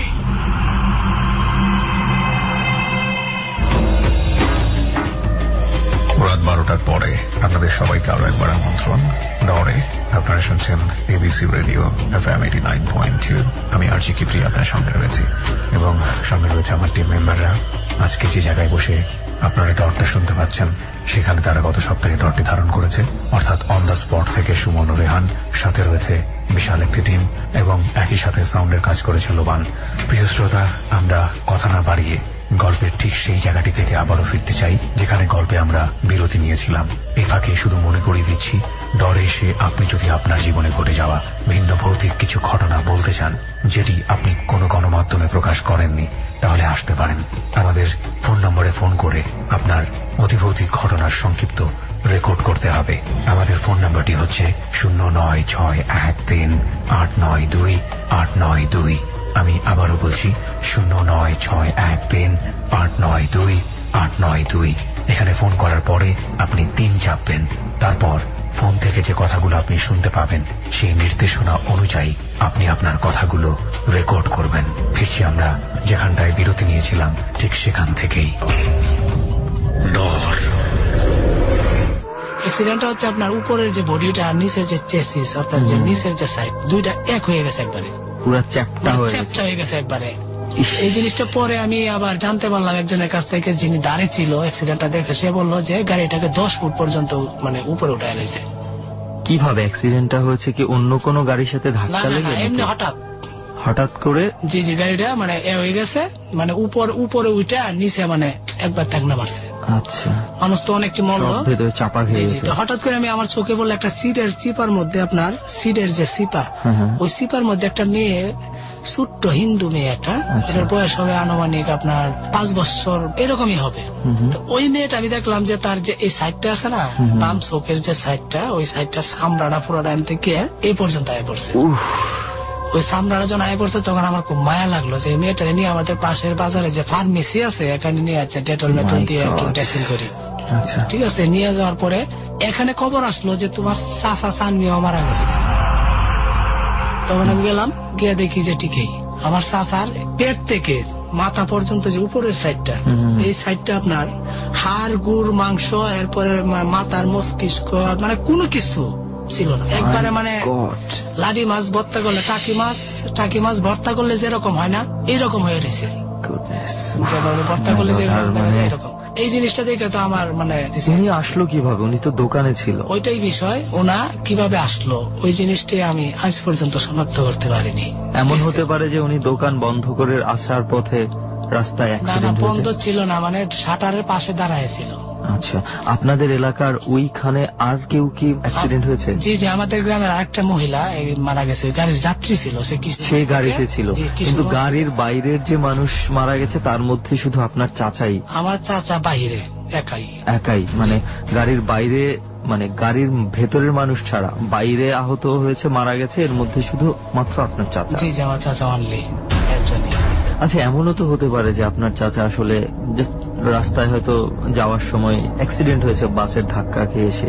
অ্যাক্সিডেন্ট হতে পারে, কিন্তু প্রাথমিক অবস্থায় যে আপনাকে আমি বললাম কিছুক্ষণ আগে, যে একটা লোক আমাকে বলল যে তোমার চাচাকে বলো তাল গাছটা যাতে না কাটে। আমি 100% যে মানে ওই তাল গাছ কাটার 15 দিন পরেই এই ঘটনাটা ঘটে গেছে। এই তাল গাছটা কাটার কারণেই ওর পরিস্থিতিটা এরকম হয়েছে আমি ধারণা করি। এরপরে কি আর কোন ধরনের স্বপ্ন বা কোনো কিছু দেখেছিলেন যেই মানুষটা আপনাদেরকে আগে আপনাকে আপনার বাবাকে স্বপ্ন দেখিয়েছে? হ্যাঁ, আমার আব্বাকে স্বপ্নে দেখাইছে যে আমরা কিন্তু আবার আমাদের মানে যে বাড়িটা, আমার আব্বার আপন চাচাতো ভাই একজন, ওর নাম হলো মঞ্জু। আচ্ছা, আমি শুরু থেকে দেখে আসছি ওকে জিনে ধরতো। আচ্ছা, জিন ওকে সবসময় ধরতো, এটা আমল বলে আমাদের গ্রাম্য ভাষায়, আমলে ধরতো, আর এটা আব্বা সারাইতো, মানে সারাইতো। আচ্ছা, আমার ওই চাচা, যেটা আমার আব্বার আপন চাচাতো ভাই, মানে মঞ্জু নাম, ওরা যখন জিনে ধরতো তখন আমরা বিশ্বাস করতাম না। তখন এই জিনটা যখন ধরতো তখন আমরা বলতাম কি যাইতে, তোমার যে জিনে ধরছে তুমি তো লেখিও ধরতে পারো বা অভিনয়ও করতে পারো, তো জিন তুমি যদি সত্যিকারে হয়ে থাকো তাহলে একটা প্রমাণ দেখাও। তো তখন প্রমাণ দেখাইলো কি, আমাদের বাড়ির যে উঠান, এটার মধ্যে একটা পেয়ারা গাছ ছিল। এই পেয়ারা গাছটা থেকে একটা ডাল ভাঙো, চট করে একটা ডাল ভেঙে লাইছে, কোয়ার সাথে সাথে একটা ডাল ভেঙে লাইছে। আমি নিজে প্রমাণ, যে এটা আমি নিজে প্রমাণ, জি আমি নিজে প্রমাণ, এবং কি আমার বাড়ির সবাই ওইটা প্রমাণ। ডাল ভেঙে নিচে টাচ করে পড়ে গেল, মানে জ্বরে যেভাবে হাত কাটা ডাল ভেঙে পড়ে গেল, কেউ কাটলে এভাবে পড়ে গেল। ওই বিষয়টা নিয়ে আমার আব্বুরে বলছিল যে তুমি ইয়ে করো, 20 জন এতিম তুমি প্রতি বছরে তোমরা বাড়ির যারা আছো সবাই মিলে খাওয়া যাবে, তোমাদের উপরে আর কোনো আপদ বিপদ আসবে না। না হলে ছিল যে ওই তাল গাছা কাটার ফলে ধীরে ধীরে যে কোনো পরিবারের অন্যান্য সদস্যের উপরও ঝামেলা, একটা ঝামেলা আসতে পারে। স্বপ্নে আমার আব্বাকে দেখাইছে যে তুমি ওই যে 20 জন এতিম খাওয়াচ্ছ, ওই 20 জনের সাথে আরো 20 জন অ্যাড করে দাও। তখন এই 20 জনের সাথে আরো 20 জন অ্যাড করলো, প্রায় 40 জন হলো। আর প্রতি বছরে আমরা 40 জন এতিম বর্তমানে খাওয়াইতেছি, এখনো খাওয়াইতেছি, এবং সারা জীবন খাওয়াইতে হবে। আচ্ছা, ওই তাল গাছটা কাটার ফলেই, যে তাল গাছটা কাটার ফলে, তাল গাছটা প্লাস ওই যে আমার চাচাকে সবসময় আমলে ধরতো মঞ্জু নামে, যে 20 জন আর 20 জন পরে অ্যাড হইলো। আবার স্বপ্নে দেখালো যে এই 20 জনের সাথে আর 20 জন তুমি অ্যাড করে দাও। আচ্ছা, মানে ওই স্বপ্ন যে দেখাইছে ওনাকে, আপনার আব্বাকে, তো ওখানে কি বলা হয়েছে যে ওই ধরনের কিছু কি বলছে যে ওই তাল গাছটা কাটার জন্যই আপনার চাচার এই ধরনের ঘটনা ঘটছে? না না, এই ধরনের কোনো কথা মানে স্বপ্নে, কিন্তু এইটা বলছে যে ভবিষ্যতে কোন ধরনের ঝামেলায় পড়তে না চাইলে আরো 20 জন এতিম অ্যাড করে টোটাল 40 জন এতিম এখন আপনারা বছর বছর প্রতি বছর খাওয়াতে হয় একটা দিনে। জি জি, ওইটা আবার বলার কারণ হচ্ছে কিভাবে, স্বপ্নে তো দেখলোই, ঠিক আছে। আর ওইটা ওই যে আমল আছে না মঞ্জু, ওনারেও আবার ধরলো, ওই যে আমার চাচা মারা যাওয়ার পরে, বাস অ্যাক্সিডেন্টে মারা যাওয়ার পরেও ধরলে পরে তারা জিজ্ঞাসা করলো যে আমাদের বাড়ির পরিস্থিতি এরকম কেন। বললে পরে বললো যে তোমরা যদি ভালো থাকতে চাও বা তোমাদের ভালো পরিবেশে আসতে চাও, তাহলে তোমরা একটা কাজ করো, ছোট ছোট এতিম বাচ্চাদের খাওয়াইলে অনেক সময় বিপদ থেকে আরোগ্য হয়। এই ধরনের কথাবার্তা বললো। তবে এই ধরনের দৃষ্টান্তমূলক যে ঘটনাগুলো, ঠিক আছে, এটা আমার মধ্যে এখনো বিরাজ করে। আর এই ঘটনা এখনো খাওয়াই যাচ্ছেন এবং আপাতত আর বড় ধরনের কোনো প্রবলেম এই যে খাওয়ানির পর থেকে আর হচ্ছে না। আর আব্বারে আমি বলছি যে তুমি আছে যে তোমার যে কবিরাজি টুকটাক গ্রামে গ্রামে করো, এই জিনিসটা চাইলে দাও, নাইলে আমাকে যে কোনো মুহূর্তে অ্যাটাক করে মেরেও বলতে পারে। এই বিষয়টা যখন আব্বাকে আমি ভালো করে বুঝাই বললাম, বলার পরে আব্বা এটা ছেড়ে দিছে। ছেড়ে দেওয়ার পরই আমার আর ওখানে আর কোনো সমস্যা হচ্ছে না, কোনো সমস্যা নেই এখন আমার। মানে দুর্দান্ত রেহান, বিল্লাল ভাইয়ের যা ঘটনা শুনলাম দু একটা, মানে ওনার চাচার মৃত্যুর ঘটনা শুনলে তো আসলে আমার এখনো যদিও এটার মধ্যে একটা প্রশ্ন রয়ে গেছে, এটা একটা অ্যাক্সিডেন্ট হতে পারে। আমাদের কত অ্যাক্সিডেন্ট হচ্ছে রাস্তাঘাটে, প্রতিদিনই তো কত মানুষ মারা যাচ্ছে অ্যাক্সিডেন্টে, তো সেটাও একটা অ্যাক্সিডেন্ট হতে পারে। কিন্তু যখন এই অ্যাক্সিডেন্টের সাথে ওই তাল গাছ কাটার ঘটনাটা জড়া যায়, তখন বিষয়টা আসলে একটু অন্যরকম। আসলে ব্যাপারটা হচ্ছে কি, আমরা তো কত রকম আমাদের মাথায় প্রশ্ন আসে, কত প্রশ্ন তো আমরা নিজেরাই করি। আবার এটাও একটা সত্যি কথা যে সবকিছুর পিছনেই চাইলে খুঁজে বাইর করে কোশ্চেন করা যায়, কিন্তু actually what is the explanation, উত্তর কিন্তু ওইরকম যেরকম কোশ্চেন অনেকগুলো আছে, একই প্রশ্নের উত্তরও অনেকগুলো আছে। তো অনেকগুলো উত্তর থাকা আর উত্তর না থাকা কিন্তু একই ব্যাপার। রাইট, সেই উত্তর আর খুঁজতে নাই যাই, মানে কার কাছে উত্তর কিভাবে কে কোনটা গ্রহণ করবেন সেটা যার যার যার সাথে ঘটে সে বোঝে প্রশ্নের উত্তর কি। ওকে, সো দোস্ত, এবার কার গল্প শুনবো? এবার আমরা সিফাত ভাইয়ের গল্প শুনি। কি অবস্থা সিফাত ভাই, কেমন আছেন? হ্যাঁ, আমি ভালো আছি। সুমন ভাই, আপনি ভালো আছেন? হ্যাঁ, আমি ভালো আছি। রেহান, তুই ভালো আছিস? না, আমি গল্প না শুনলে ভালো থাকি না। তবে যেই ঘটনা শুনলাম বিল্লাল ভাইয়ের কাছে, ওইটা শুনে ভালো থাকার কথা না, বিশেষ করে অ্যাক্সিডেন্টের ঘটনাটা। This is horrible man. Sifat ভাই, আপনার কেমন লাগলো আমাদের বিল্লাল ভাই যে বলল? অ্যাকচুয়ালি ভৌতিক কাহিনী হচ্ছে কি, এটা মানে অনেকেই আছেন যারা বিলিভ করতে পারেন না বা বিলিভ করেন না, কিন্তু যাদের সঙ্গে ঘটে যায় তারা হয়তো বা পরে বিলিভ করেন বা পরে বিলিভ না করে, মানে যাদের সঙ্গে ঘটে বিষয়গুলো তারাই আসলে এটা ভালো অনুভব করতে পারে। হ্যাঁ, রাইট। সিফাত ভাই, এখন কি করছেন আপনি? কোথায় আছেন? আমি এখন জগন্নাথ ইউনিভার্সিটি থেকে বিএসএস করছি। ওকে। আমি থাকি হচ্ছে গ্যান্ডারিয়াতে থাকেন? হ্যাঁ। আপনি কি এখানে ঢাকাতেই জন্ম নাকি? না, আমার জন্ম হচ্ছে নেত্রকোনা জেলার কলমাকান্দা থানায়। ওকে, তাহলে আমরা শুরু করি। তো সিফাত ভাই, আমরা যতটুকু জানি আপনার সাথে নিশ্চয়ই কোনো না কোনো অদ্ভুত ঘটনা অবশ্যই ঘটেছে, যে আপনি ডট টিমের সাথে বলেছেন, যেটা নিয়ে আমরা আপনার সাথে কথা বলবো।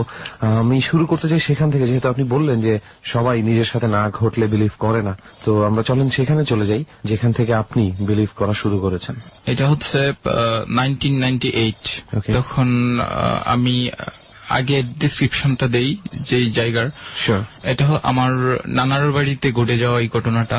তো আমার নানার বাড়ি হচ্ছে সুনামগঞ্জ জেলার টাঙ্গার হাওর, নিশ্চয়ই শুনেছেন। টাঙ্গুয়ার হাওর অধ্যুষিত একটি এলাকা। তো ওই এলাকার হচ্ছে এমন একটি এলাকা যেখানে জনবসতি অনেক কম।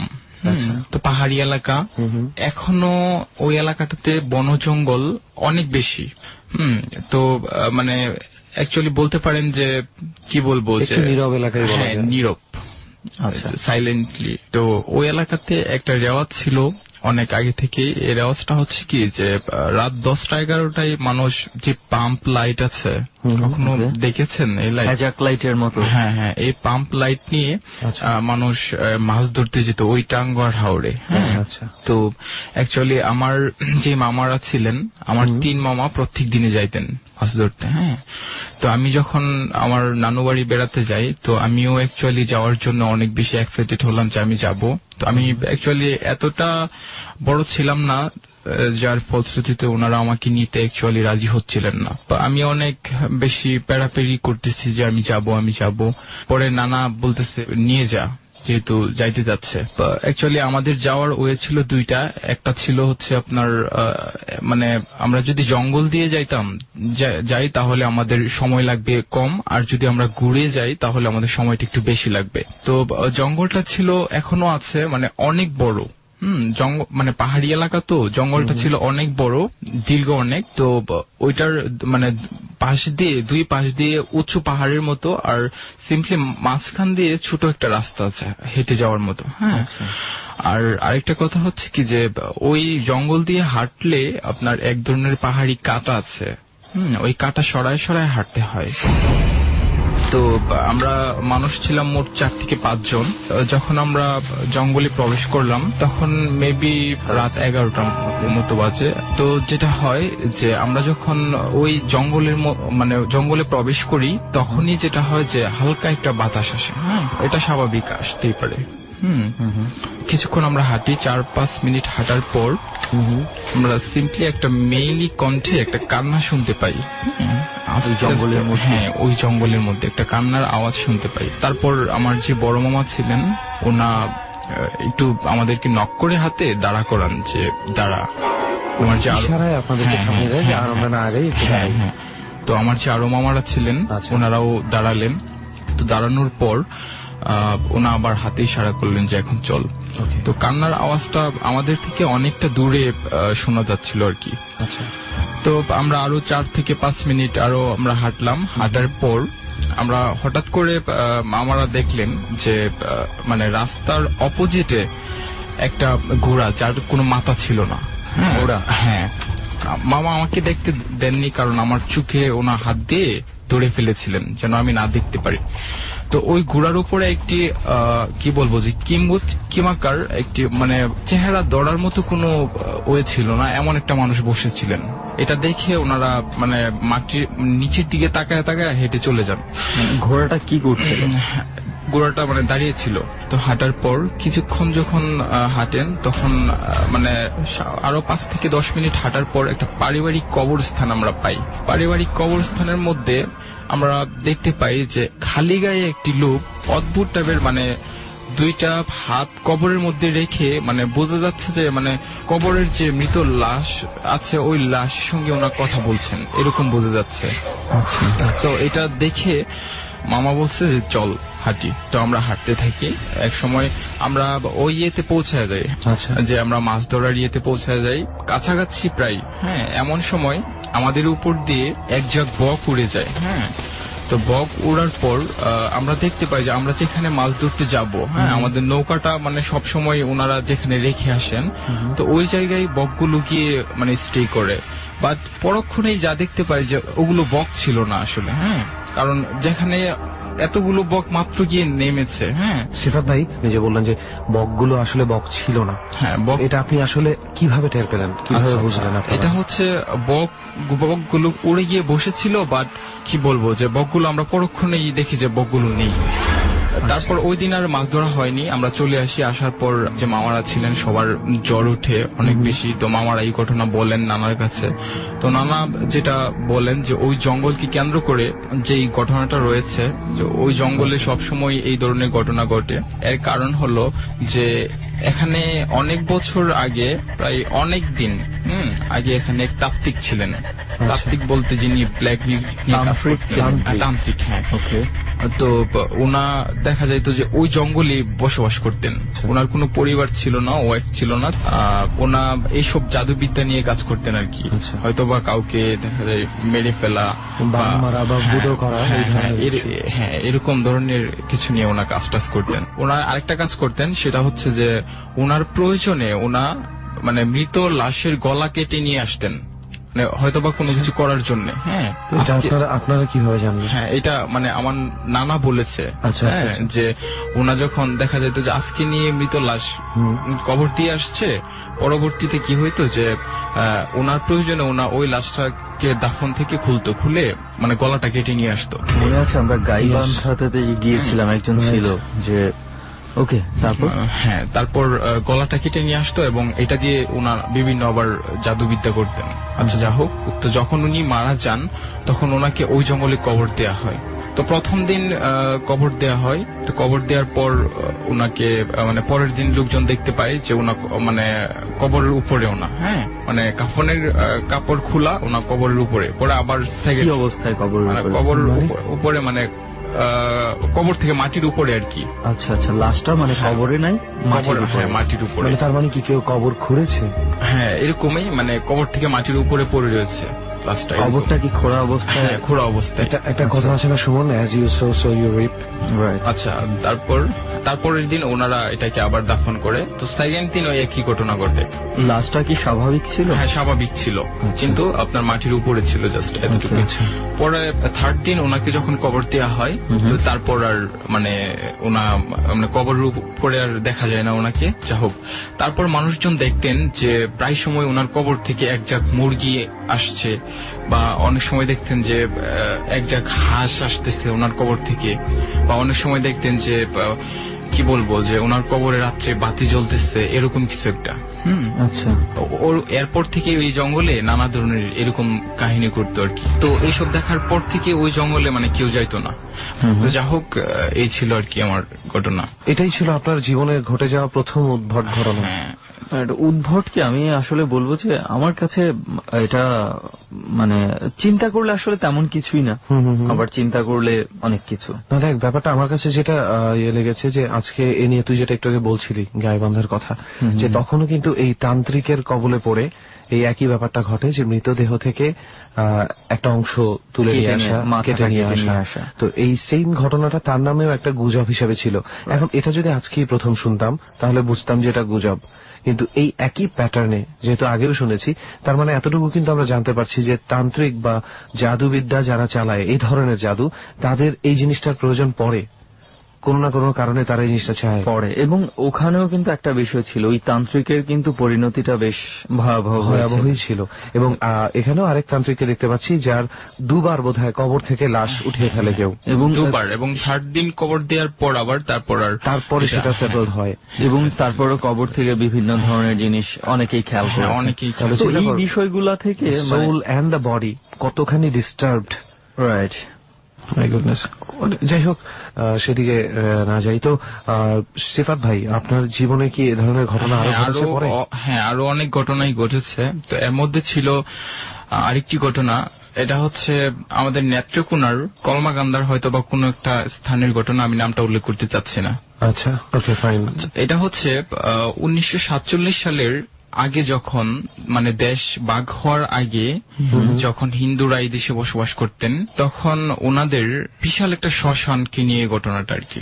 তখনকার সময়ে ওই জায়গায় তেমন বেশি একটা লোকজন বসবাস করত না। 1971 সালে যখন মুক্তিযুদ্ধ হয় আমাদের দেশে, তখন পাক বাহিনীরা যখন মানে গুলি করে করে মানুষদেরকে নদী দিয়ে ভাসিয়ে দিত, তখন লাশ বেশি বেশি গিয়ে আপনার ওই যে ওই শ্মশানটা ছিল, ওই জঙ্গলটা ছিল, ওই শ্মশানের নিকট, ওইখানে গিয়ে লাগতো।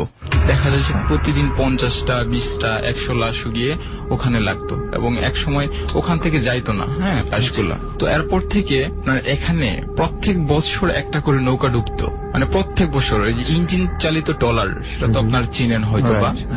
হ্যাঁ, তো ওই ট্রলার এই দিক দিয়ে গেলে প্রত্যেক বছরই একটা করে ডুবতো, এবং 1 থেকে 2 জন লোক মারা যাইতো। একদিন আপনার আমাদের পাশের গ্রামের আর কি, মানে লিফটন বার্ডের বাবা আর ওনার চাচা যাচ্ছিলেন মধ্যনগর নামে এক জায়গাতে মূর্তি আনার জন্য। হ্যাঁ, তো আস্তে আস্তে ওনাদের রাত হয়ে যায়। তো রাত হয়ে যাওয়ার পর রাত 11টা 11:30টার দিকে ওই জায়গায় যখন ট্রলারটা আসার পর ওনারা দেখেন যে কালো কাকের মতো একটা কি ওনাদের ট্রলারে এসে বসে। তো বসার পরই মানে সাথে সাথে ট্রলারটা ডুবে যায়। ডুবে যাওয়ার পর ট্রলারে ছিলেন 3 জন, একজন হচ্ছে চালক আর 2 ভাই ছিলেন ওনারা। 3 জনের মধ্যে কাউকে ওনারা মানে পান নাই। তো একজনকে পরের দিন পেয়েছে হচ্ছে একটা জালের মধ্যে আটকে ছিলেন, আর আরেকজনকে পেয়েছে মানে সেন্সলেস অবস্থায়, আর আরেকজনের লাশ পাওয়া যায়নি। তো সেন্সলেস অবস্থায় যাকে পেয়েছে ওনাকে কোথায় পেয়েছে? ওনাকে পেয়েছে হচ্ছে মানে গ্রাম অঞ্চলে এটাকে বলে হচ্ছে টপ বলে, টপ মানে হচ্ছে যেখানে পানির মধ্যে হঠাৎ করে একটু মাটির যে থাকে, টিবি থাকে। আচ্ছা আচ্ছা। তো এইরকম একটা প্লেসে একজনকে পাইছে, জীবিত ছিল। আচ্ছা। আর আরেকজনকে পেয়েছিল হচ্ছে জালে মৃত, আপনার গাড় মটকানো পেয়েছিল। হ্যাঁ, লিফটনদার বাবাকে। আচ্ছা। হ্যাঁ, পেয়েছিল গাড় মটকানো অবস্থায়। তো এই ঘটনাটা ঘটে। আর আরেকজনের সন্ধান পাওয়া যায়নি, খুব সম্ভবত চালকের। হ্যাঁ। আসলে ঘটনাটা যেটা ঘটেছে সেটা আসলে কি মানে ভৌতিক ঘটনা, নাকি আসলে কোনো কি কারণে ঘটা আমরা আসলে ঠিক বুঝলাম না। ওই কালো জিনিসটা যেখানে বসেছিল, এই খবরটা আপনারা কোথায় পেয়েছেন বা কে বলেছে? আচ্ছা, কালো জিনিসটা পেয়েছে ওই যে ওই লোকটা সেন্সলেস অবস্থায় ছিল। হ্যাঁ, তখন ওই লোকটা যখন সুস্থ হয়, তখন ওই লোকটা বলেন আর কি যে আমার ঘটনা, কি ঘটনা ঘটেছিল। তখন ডুবে যাওয়ার কোনো কারণ সে বলতে পারেন না, সে বলছে যে সবকিছু ঠিক ছিল। হ্যাঁ, সবকিছু ঠিক ছিল। হঠাৎ করে আমরা দেখতে পাই যে একটা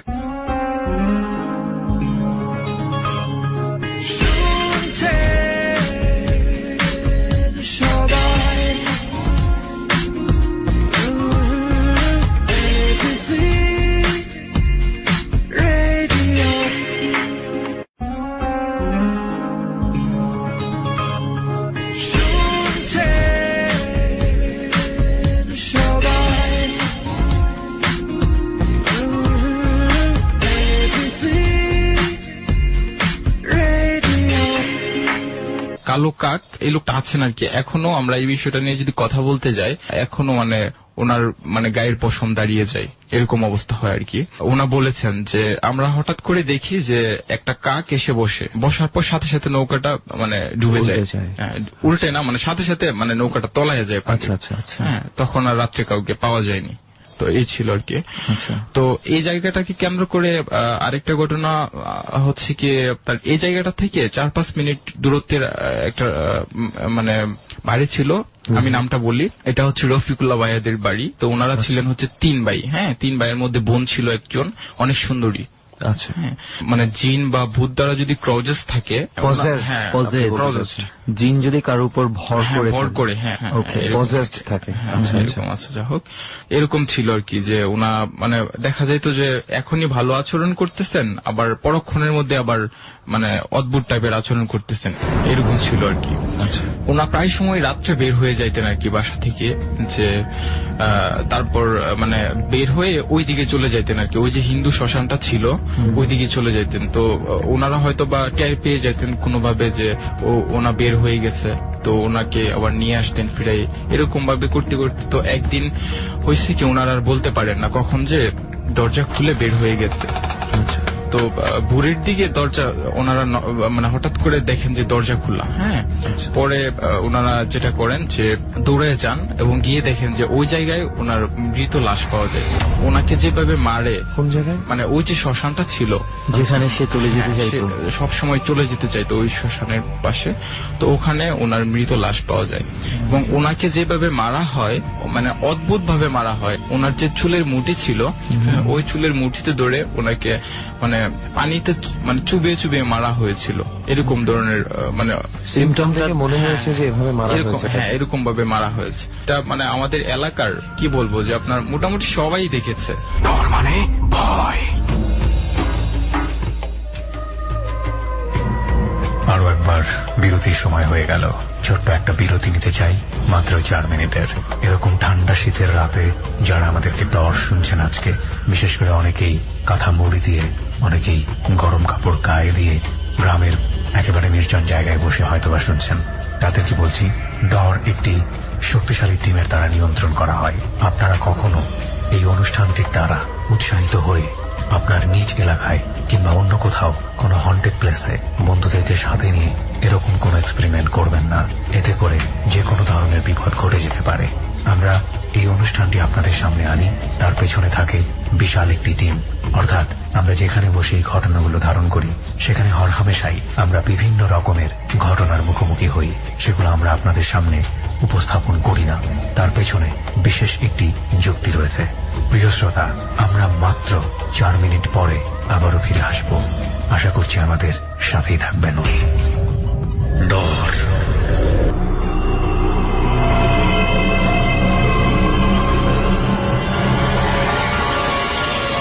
ডর মানে ভয়।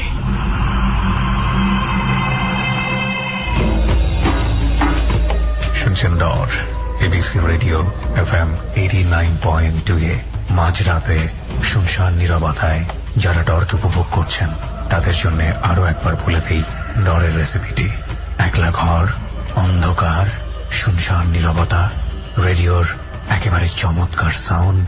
যদি সম্ভব হয় তাহলে জানালাটা হালকা করে খোলা রাখুন এবং উপভোগ করতে থাকুন বাংলাদেশে হন্টেড প্লেস ভিত্তিক প্রথম এবং একমাত্র ভৌতিক রেডিও অনুষ্ঠান ডর। আমরা ঠিক সেই জায়গাটিতে আবারও ফিরছি যেখানে ছোট্ট একটা বিরতি নিয়েছিলাম। তার আগে বলে নিই প্রিয় শ্রোতা, ডরের পুরো ফ্লেভারটুকু পেতে হলে চলে আসুন আমাদের ফেসবুক পেজে। আমাদের ফেসবুকের ঠিকানা www.facebook.com/ABC Radio FM 89.2। ডর। আর কোন ধরনের অ্যাবনরমালিটি কোনো কিছু ছিল, যে ঘাড় মটকানো বা না, ঘাড় মটকানো ছিল না, ওনাকে মারা হয়েছিল পানিতে চুবিয়ে। লাশটা কোথায় পাওয়া গেছে, মানে পানিতে পাওয়া গেছে নাকি? পানি আর শুকনা এই দুইটার মাঝখানে লাশটাকে পাওয়া গিয়েছিল। আচ্ছা, তো এ ছিল এই শ্মশানকে কেন্দ্র করে ঘটনা। আর আমাদের এলাকায় ঘটে যাওয়া আরেকটা ঘটনা হচ্ছে যে আমরা যখন ক্লাস 9-এ পড়তাম, 2009-এর দিকে, তখন আসলে আমাদের যে এলাকাটা, এটা হচ্ছে কলমাকান্দা এলাকাটা হচ্ছে মফস্বল, হ্যাঁ, শহরের মতো। তো আমাদের সাথে আমরা অ্যাকচুয়ালি 2টা রুম নিয়ে থাকতাম। 2টা রুমের মধ্যে ছিল হচ্ছে হিন্দু ছিল 3 জন, আর হিন্দু আর কি আমাদের ফ্রেন্ড ছিল 3 জন, আর আমরা ছিলাম 2 জন মুসলমান। 2টা রুমের মধ্যে থাকতেন মানে আপনারা কি ওখানে 5 জন মেস করে থাকতেন? বা এখানে বলতে মেস না, ঠিক বলা যায় না, ভাড়া করে নিয়ে নিজেরা থাকতেন। রাইট। তো এটার সাথে হচ্ছে আপনার একটা বড় মসজিদ। তো মসজিদটা আসলে সচরাচর যে মসজিদ এগুলোর মতো না, হ্যাঁ, এটা একটু অন্যরকম। এখানে অনেক পুরাতন একটা পুকুর ছিল, হ্যাঁ, ওই পুকুরের উপর মসজিদটা, এবং মসজিদের কি বলবো যে বারান্দাটা ছিল পুরাটা এত বড় যে 1/3 লোক বারান্দায় নামাজ পড়তে পারতো। এত বড় ছিল বারান্দাটা। আরেকটা কথা বলতে ভুলে গেছি যে এই মসজিদের পাশেই ছিল একটা মাদ্রাসা, হ্যাঁ। আচ্ছা। তো আমরা কি করতাম, আমাদের যখন গরম লাগতো তখন প্রায় সময় গিয়ে আপনার ওই বারান্দায় মানে শুয়ে থাকতাম বা দুষ্টামি করতাম বারান্দায় গিয়ে, কারণ ওই যে সামনে তো বড় পুকুর ছিল, তো মানে বাতাস আসতো আর কি। মানে আপনি বলতে চাচ্ছেন যে গভীর রাতে আপনাদের যখন আড্ডা দেওয়ার সময়টা আসতো আপনারা ওই জায়গাটায় আড্ডা দিতেন? মসজিদে চলে যেতাম আর কি। জি। দিনের ঘটনা হচ্ছে মানে কারেন্ট ছিল ওই দিন, হ্যাঁ, তো ওই দিন আমরা যাই। তো যাওয়ার পর মানে আমরা গিয়েছিলাম, মনে আছে আমার 4 জন গিয়েছিলাম আমরা।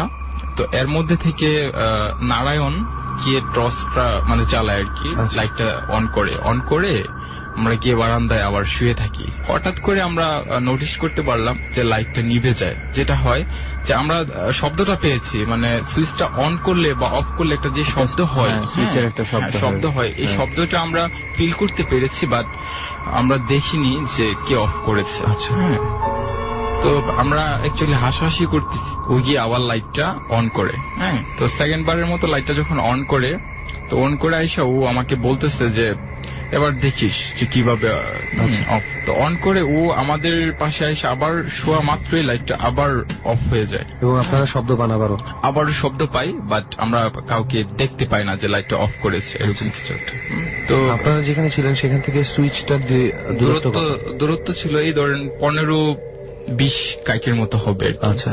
আচ্ছা। তো যাই হোক, থার্ড বার গিয়ে আমি লাইটটাকে আবার অন করি, হ্যাঁ। অন করার পর থার্ড বারও লাইটটা অফ হয়ে যায়, আসা মাত্রই আবার লাইটটা অফ হয়ে যায়। আপনারা তখন কয়জন আড্ডা মারছেন ওখানে? 4 জন ছিলাম আমরা। আচ্ছা। তো আপনাদের রুমের একজন মিসিং? হ্যাঁ, একজন রহমত ভাই তখন ঘুমাচ্ছিল, তো ও আসে নাই। যা হোক, তো হঠাৎ করে আমাদেরকে একজন লোক ডাক দেয় মাদ্রাসায় বসে। মাদ্রাসায় যে সুপারিনটেন্ডেন্ট ছিলেন খায়রুল সাহেব, তো উনি হঠাৎ করে আমাদেরকে ডাক দেন যে এই ছেলেরা তোমরা চলে যাও এখান থেকে। তো আমরা ওনাকে অনেক বেশি ভয় পাইতাম, শ্রদ্ধাও করতাম, তো আমরা সাথে সাথে চলে যাই। তো পরদিন ওনা আমাদের বাসায় আসেন। তো এসে ওনা আমাদেরকে বলেন যে তোমরা আসলে এখানে যাও না। তো জিজ্ঞেস করলাম যে আসলে কালকের বিষয়টা আমরা কিছু বুঝতে পারলাম না। তো বলতেছে যে এখানে অ্যাকচুয়ালি জিনরা প্রায় এসে নামাজ পড়ে। আচ্ছা। কালকেও অ্যাকচুয়ালি জিনরা মানে জিনদের সমস্যা হচ্ছিল তোমাদের কারণে, আপনারা লাইট জ্বালিয়ে রাখছিলেন, ওনারা নামাজ পড়তে পারছিল না, যার ফলশ্রুতিতে ওনারা লাইটটাকে 3 বারই অফ করেছিলেন, হ্যাঁ। তো এই লাইটটা জিনেরাই অফ করেছিলেন, আর তোমরা বিশেষ করে এখানে আর যাও না। কিন্তু উনি টের পেল কিভাবে যে এখানে লাইট বন্ধ হয়ে যাচ্ছে? তারপর ওনাকে জিজ্ঞেস করলাম যে এটা আসলে, পরে ওনা বলছে যে হ্যাঁ আমি দেখতে পেয়েছি যে এখানে 4টা জিন আসছে নামাজ পড়তে, হ্যাঁ, এটা আমি অলরেডি নোটিস করেছি। এবং তখন ওই মসজিদের যে মুয়াজ্জিন ছিলেন, ওনা সেই সময় বলেছেন, ওনা সেখানে প্রেজেন্ট ছিলেন, তো ওনা বলেছেন যে আমি 2 দিন অ্যাকচুয়ালি মসজিদের ফ্লোরে ঘুমিয়েছিলাম। তো ঘুমিয়ে থাকার পর যেটা হলো যে আমি সকালে ঘুম থেকে উঠে নিজেকে আবিষ্কার করি খাটিয়ার উপর। খাটিয়ায় শুয়েছি বলতে মানে আপনারা জানেন যে প্রত্যেকটা মসজিদেই খাটিয়া থাকে, বা 2টা করে খাটিয়া থাকে। তো ওনা মানে ঘুমিয়েছিল ফ্লোরে, হ্যাঁ, গরমের জন্য ফ্লোরে ঘুমিয়েছিল 2 দিন নামাজ পড়ে। তো কখন হয়তো বা ইবাদত করতে করতে কখন ঘুমিয়ে যান ওনা বলতে পারেন না। তো 2 দিনে ওনা নিজেকে আবিষ্কার করেন খাটিয়ার উপর সকালে উঠে। তখন ওনা ওই যে মাদ্রাসার যে সুপারিনটেন্ডেন্ট ছিলেন, তখন ওনা বলতেছেন যে হ্যাঁ এখানে অ্যাকচুয়ালি জিনরা প্রায় সময় আসেন, আর মসজিদটা ছিল হচ্ছে আপনার অনেক পুরাতন আমলের মসজিদ আর কি, হ্যাঁ, যার ফলশ্রুতিতে এখানে জিনরা এসে নামাজ পড়তেন। তো এ ছিল আর কি। মানে ব্যাপারটা হচ্ছে কি, আমি যেটা টের পাচ্ছি সিফাত ভাইয়ের ঘটনাগুলোর মধ্যে, ওনার সাথে ঘটনাগুলো কিছু কিছু জায়গায় ঘটেছে, কিছু কিছু জায়গায় উনি অন্য কোনো ঘটনা এক্সপ্লেন করছেন। আর যেটা মেইন ব্যাপার সেটা হচ্ছে যে ultimately the effect of the story is very minimum. মানে যেটা বলছি যে পরবর্তীতে ওইটার লিঙ্ক ধরে, যেমন আমরা এমনও মানে মানুষ পেয়েছি যাদেরকে ছোটবেলা থেকে 2-2.5 বছর বয়স থেকে শুরু করে এখন তাদের বয়স 24-25, এখন পর্যন্ত ওভাবেই চলে আসছে, ফলো করে যাচ্ছে। রাইট। যাই হোক, সেটা কোনো সমস্যা না, সেটা আপনার জন্য বরং খুব ভালো। তো যেটা বলতে চাচ্ছিলাম যে আসলে এইসব ঘটনা একটা বিষয় রেহান, যে সবার ক্ষেত্রে যে খুব মানে বড় ধরনের কিছু ঘটে যায় বিষয়টা তাও না। অনেকের লাইফে আছে ছোটখাটো কিছু জিনিস, মানে অনেকের লাইফে এমন ভাবেই ঘটে তারা বোঝেই না যে ব্যাপারটার মধ্যে অলৌকিকতা ছিল। রাইট, সেটাই হচ্ছে কথা, যে এমন হয়তো এমন কিছু ঘটনা অনেকের কাছেই ঘটে গেছে যে তারা হয়তো কল্পনাও করে না এটাতে আবার অলৌকিকতার কিছু আছে কিনা, হয়তো ওইভাবে চিন্তা করেনি। কিছু থাকে, যেমন একটা গল্প আমি পড়েছিলাম অনেক আগে, এটা কোন লেখকের আমার মনে নেই, খুব নাম করা কোন লেখক, তবে প্রেজেন্টেশনটা ওয়াজ ফ্যান্টাস্টিক।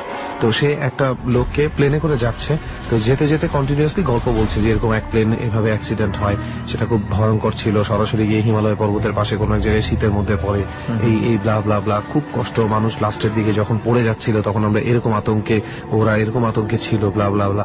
তখন বলতেছে যে একটা লোক শেষ পর্যন্ত জিজ্ঞেস করে বসে, আশেপাশে সবাই প্লেনে, তো প্লেনের ভিতরেই প্লেন পড়ে যাওয়ার একটা গল্প বলা হচ্ছে, ন্যাচারালি সবাই আতঙ্কিত।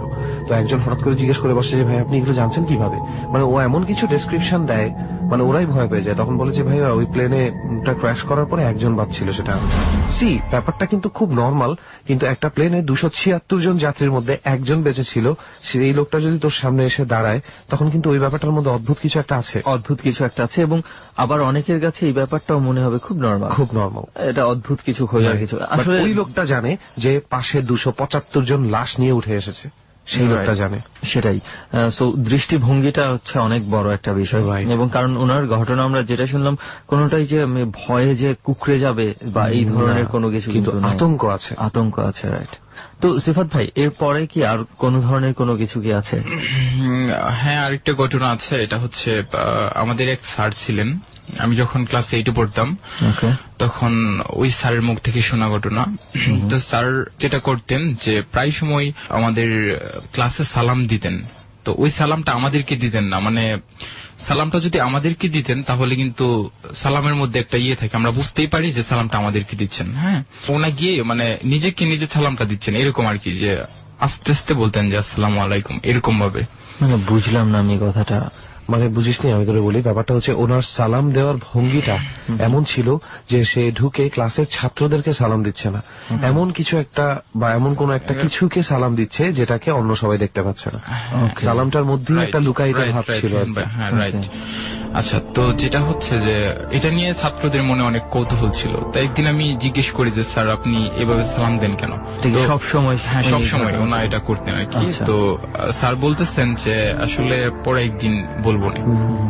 তো যা হোক, পরের দিন আমরা সবাই বাইনা ধরি আবার যে না স্যার এটা আমরা শুনবো, যেভাবে হোক। আরো কৌতূহল বেড়ে যায় তখন আমাদের মনে। হ্যাঁ, তারপর পরের দিন স্যার বলতে বাধ্য হয়েছেন যে অ্যাকচুয়ালি এটা আমার ঘটে যাওয়া যখন স্টুডেন্ট লাইফের ঘটনা আর কি। আচ্ছা। তো বললাম যে স্যার বলেন। তো স্যার বলা স্টার্ট করলেন যে স্যার একদিন ঢাকা থেকে ফিরছিলেন। স্যার যখন ফিরছিলেন তখন রাত, স্টেশনে যখন নামলেন স্যার তখন রাত প্রায় 1টা। তখন ঢাকা থেকে উনি কোথায় এসেছেন তখন? সিলেট না, ঢাকা থেকে ওনার নেত্রকোনা গিয়েছেন। তো তখন রাত 1টা। আচ্ছা। স্যার যখন স্টেশন থেকে নামলেন, নামার পর স্যারের যে বাসায় যাবেন, হ্যাঁ, এই বাসায় যদি মানে 2 কিলোমিটার দূরে আর কি। এখন স্যারের মানে বাসায় যাওয়ার 2টা ওয়ে আছে। একটা হচ্ছে গিয়ে মাঠ, মানে মাঠের মধ্যে দিয়ে গেলে শর্টকাট রাস্তা যেটাকে বলা হয়, আরেকটা হচ্ছে আপনার যদি গ্রাম ঘুরে যায় তাহলে একটু বেশি সময় লাগে। তো স্যার অ্যাকচুয়ালি সায়েন্সের স্টুডেন্ট ছিলেন, এসব মানে বইটই কমই করতেন। আচ্ছা।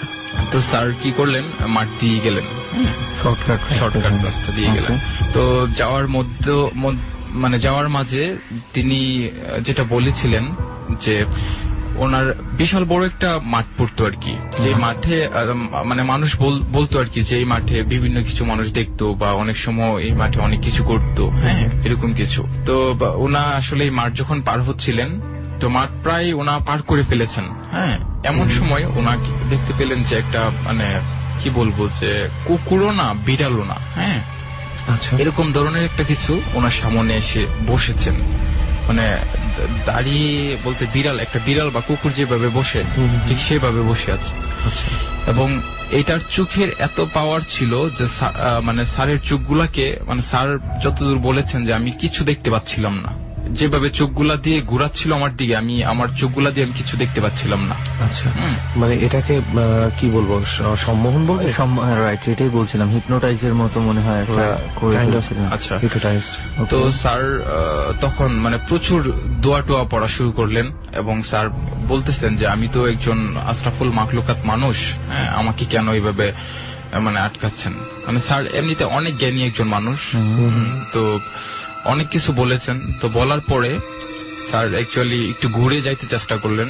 তো ঘুরে আবার যখন 2-3 কাক আবার এগুলেন, মানে পাশ কাটায় চলে যাওয়ার চেষ্টা করলেন, তখন স্যারের সামনে গিয়ে আবার একটা কুকুর হয়ে দাঁড়ালো। এই জিনিসটা আরেকটা কুকুর হয়ে দাঁড়ালো। হ্যাঁ, তো যা হোক, মানে এইভাবে এরকম করতে করতে মাঝে মাঝে কুকুর হয়, মাঝে মাঝে বিড়াল হয়, মাঝে মাঝে দেখা যায় যে কি বলবো শিয়াল হয়। এরকম ভাবে প্রায় সময় কেটে যায় 1 ঘন্টা। তো 1 ঘন্টা সময় কাটানোর পর যেটা হয় যে স্যার চোখ বন্ধ করে পাশ কেটে মানে চলে যেতে চাচ্ছেন। হ্যাঁ, তো অ্যাকচুয়ালি রাতের বেলা কিন্তু যদি চোখ এমনিতেই তো যাওয়া যায় না। হ্যাঁ, তো চোখ বন্ধ করে কিভাবে যাবেন? তো হঠাৎ করে স্যার যেটা করলেন যে চোখ খুললেন। হ্যাঁ, চোখ খুলে তিনি দেখতে পেলেন যে একটা মৃত লাশ, হ্যাঁ, একটা মৃত লাশ সাদা কাফনের কাপড় পরানো স্যারের সামনে মানে শুয়ে আছে। তো এটা দেখে স্যার মানে একটা চিৎকার দিয়ে মানে পিছনের দিকে দৌড় দেন এবং সেন্স হারিয়ে ফেলেন। হ্যাঁ, তো সকালে যখন সকাল হয় তখন স্যার মানে নিজেকে আবিষ্কার করেন এক বাড়িতে। তখন এই বাড়ির লোকজনদেরকে জিজ্ঞেস করেন যে মানে পরে বলেছেন যে আপনাকে ওই জায়গা থেকে পেয়েছি আমরা। হ্যাঁ,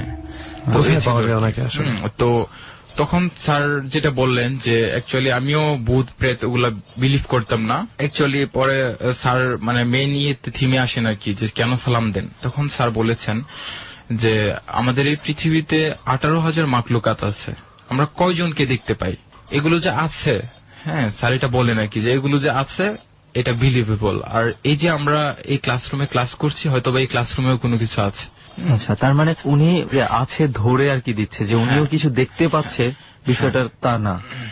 আচ্ছা, গ্যাস করে ওরা একটা মানে আনুমানিক ভাবে ওনা গ্যাস করে দিচ্ছে। ওকে, আমি ভেবেছিলাম যেটা তোর কথা শুনে যে হয়তো বা আমিও কাউকে দেখতে পায় যেটা অন্যরা দেখতে পায় না, যে ওনার সাথে আছে, সেই জন্য হয়তো উনি দিচ্ছে। সো উনি জাস্ট এমনিতেই নিজে থেকে ইয়ে করে দিচ্ছে। আমি জানি না এটা আসলে মানে কোনো ফিয়ার বা কোনো ধরনের কোনো কিছু কাজ করে কিনা। সেটাই আসলে ভয় বা প্যানিক বা আতঙ্ক বলতে আমরা যেটা বোঝাই সেটা হচ্ছে ওই সময় যখন আমরা মানে বুঝতে পারি না যে আসলে আমাদের কি করা উচিত বা কিভাবে এক্সপ্লেইন করব।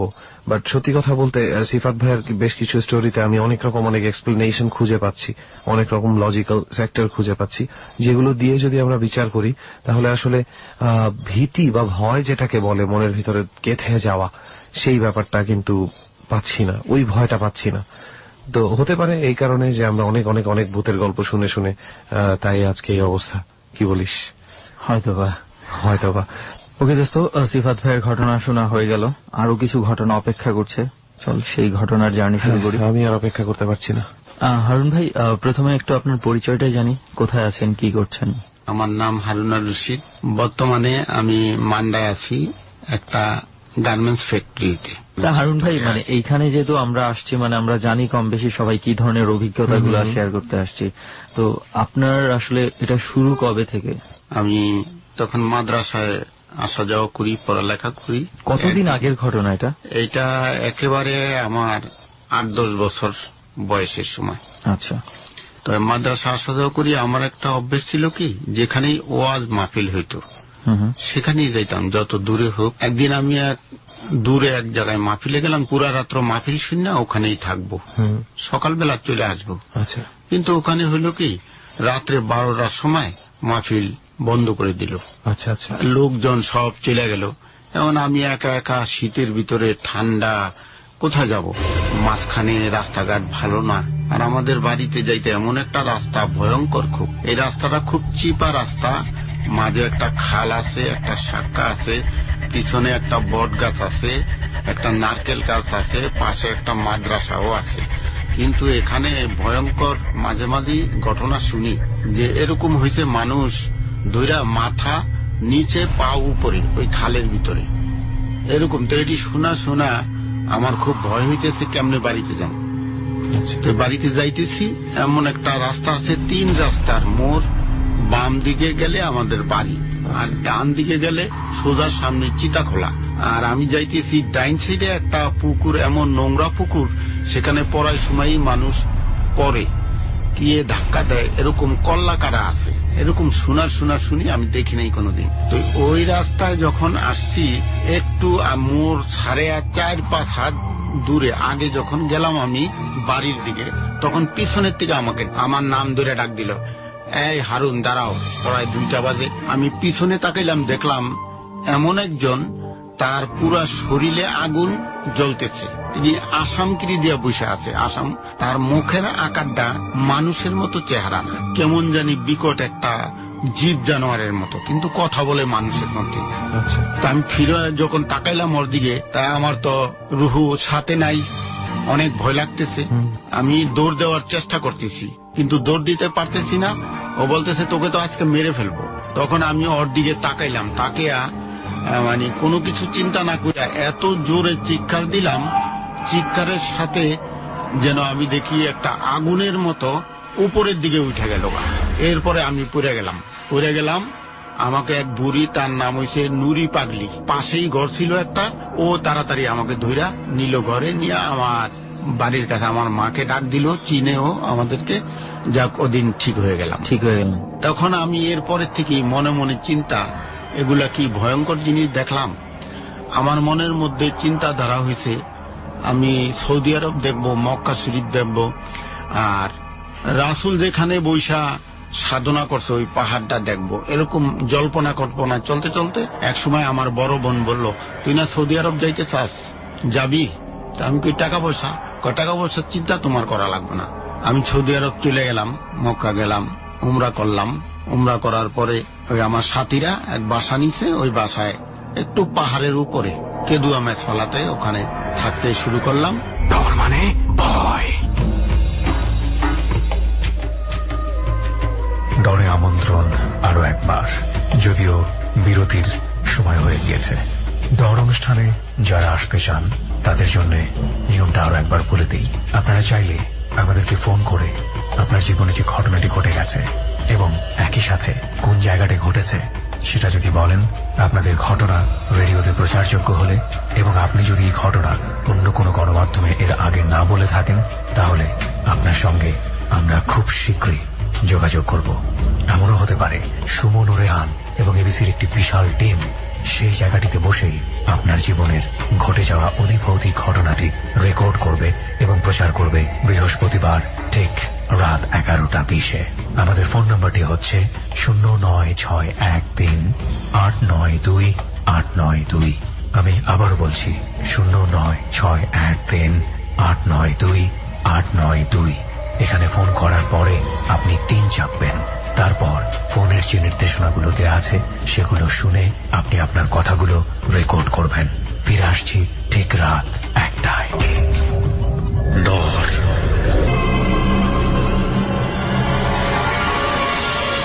ডর মানে ভয়।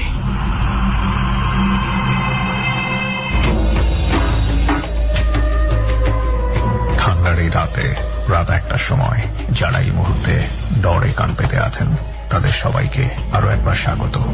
আমি আরজি কিবরিয়া রয়েছি, আমার সঙ্গে রয়েছে বিশাল একটি টিম, যে হন্টের জায়গাটিতে বসে এই ডরটি রেকর্ড করা হয়েছে।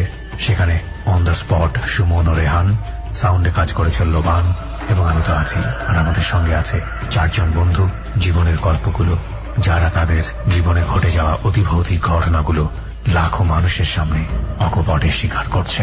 প্রিয় শ্রোতা, আপনি চলে আসতে পারেন এই গল্পের মেজাজটা, আমেজটা বোঝার জন্য আমাদের ফেসবুক পেজে। এখানে গল্পকেন্দ্রিক বেশ কিছু ছবি আমরা দিয়ে দিয়েছি।